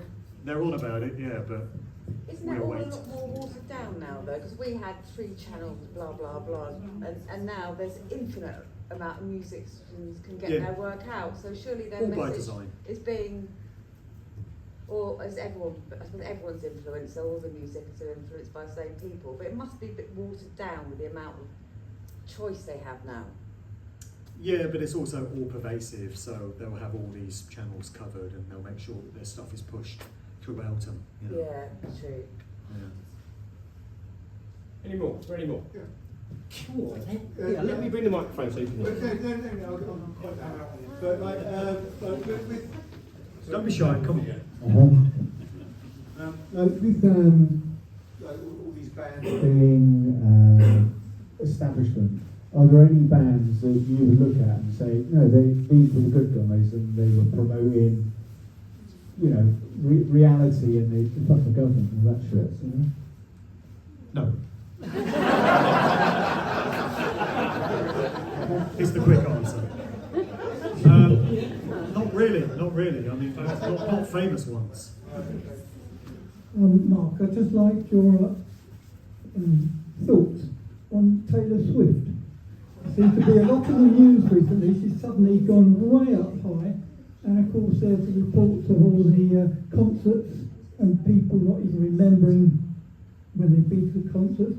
There seems to be a lot there of what you're talking about. Yeah, she's certainly a chosen one, and for some reason it's been decided that this is her time, which is a bit strange because she's 34 now, so normally they concentrate on them when they're in their early 20s or late teens to catch that demographic. So she's a bit older than the pop stars they normally concentrate on, although Madonna's 124 and she's still but yeah, she's pushing agendas, and there's satanic stuff and symbolism and mind control stuff in her stage shows, and like you say, people have been having strange experiences at her live concerts. So they just home in on key assets from time to time. I mean, Madonna, for example, has been used for decades now to push different agendas. But then, she's bloodline connected. She's a cousin of Justin Trudeau. She's a cousin of Lady Gaga, Celine Dion. She's related to George Bush. She's related to Princess Diana, Camilla. They're all part of the same family. Madonna, yeah. It's just an example of where these people come from. They're all connected through family bloodlines. I don't know what Taylor Swift's family bloodline is. It'd be interesting to look into whether she's connected through her family or whether she's just been chosen for the role for whatever reason. Excellent presentation, Mark, thank you. Changing the subject a bit from the music industry and bringing it right up to date with the current debacle that we're experiencing in the mainstream media about the royal family and Lord Sausage Fingers and Kate Middleton. I have my take on it, but I'm curious on your take on it, Mark. What do you think's going on there in reality? I honestly don't know, mate, on that one. I can't figure it out. I know we're being lied to, we're being led up the garden path. That video, many experts have examined it and concluded that it's AI generated CGI. So where she is, who knows? I have no idea what's going on. So what Mark, is your can I just caveat to that? It's very rare in history that any of the royal family have suffered from any cancers. Exactly. It turns out that 2 of them have got it now. 3, is it 3? Oh, see, that's how far on we are. Just at the same time that a whole raft of mRNA cancer vaccines are coming up. So it's quite clear that that seems to be part of that agenda for them. Interesting point, yeah. Yeah, no cancer for hundreds and hundreds of years, and then 3 within a few weeks. Yeah, fine. Unbelievable. Anybody else? Over there. Come in.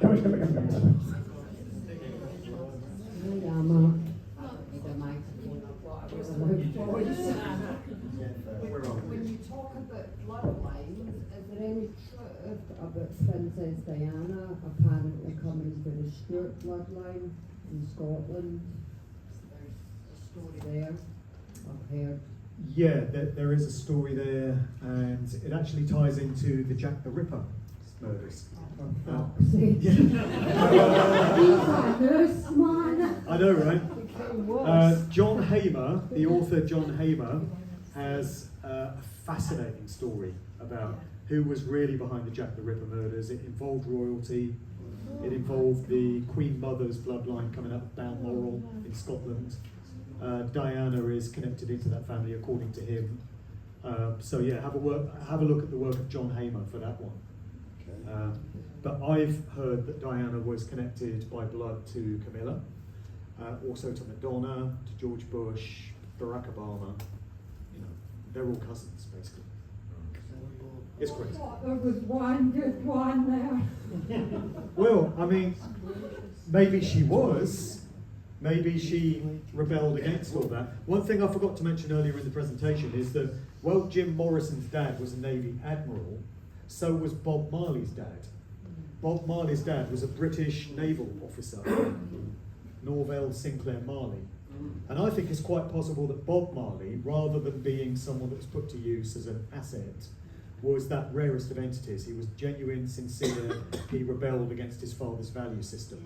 And I think that's why they got rid of him, because Bob Marley was knocked off, clearly. And Diana was clearly knocked off. So maybe every now and again you do get one that wants no part in it and is not content to go along with what's expected of them. And they have to be got rid of. You can know the good ones by that, I guess. Anybody else? There was one down here. Oh. No, just go back to Lady Diana. I think she was in the Spencer. Grab the mic. Grab the mic so it comes out. I think Diana was part of the Spencer Churchill family, from what I've read. But That's right, yeah. And Winston Churchill's father, Lord Randolph Churchill, was one of the prime suspects for the Jack the Ripper killings. Yeah.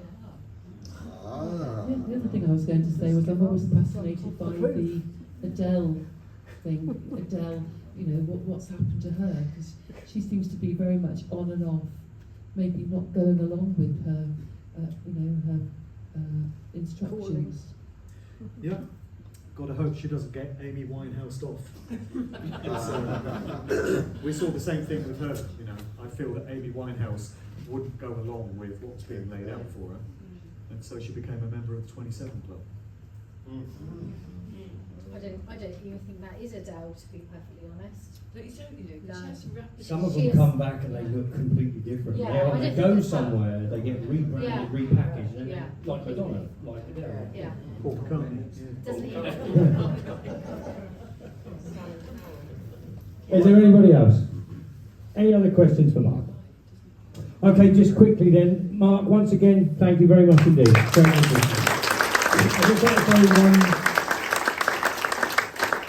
so next month we are all about Flat Earth next month. Everything's about Flat Earth. We have Jeren from Jerenism channel going to do some NASA bashing, going to talk to him about all these things in the Flat Earth movement, as it were. And that should be great. Again, that's going to be the last Tuesday of May. No, it's not. April. Last week of April. I don't know what day it is. We're going to do it here again. It starts at 7 o'clock. Please keep your eye on the Telegram group. If you're not in the Telegram group, get in the Telegram group. I'll give you the details. You can keep up to date with all the latest things that we're doing. We've got, in May, we have Dave Mannell coming here live to do the Electric Universe presentation, which is pretty good. And in June, we've got someone on a live link called Mark Knight from Wakey Wakey. I don't know if you know him. If you're an older trooper, you might have known him. I think we might have a special guest on that one as well. That's in the end of June, so keep your ears out for that. Other than that, thank you very much. Thank you for all coming. Please, can you take your glasses when you leave? Greatly appreciated. Thank you very much indeed.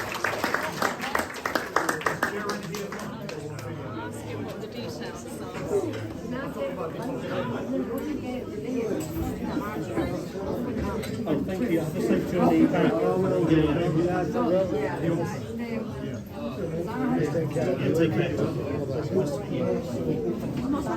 You like reading?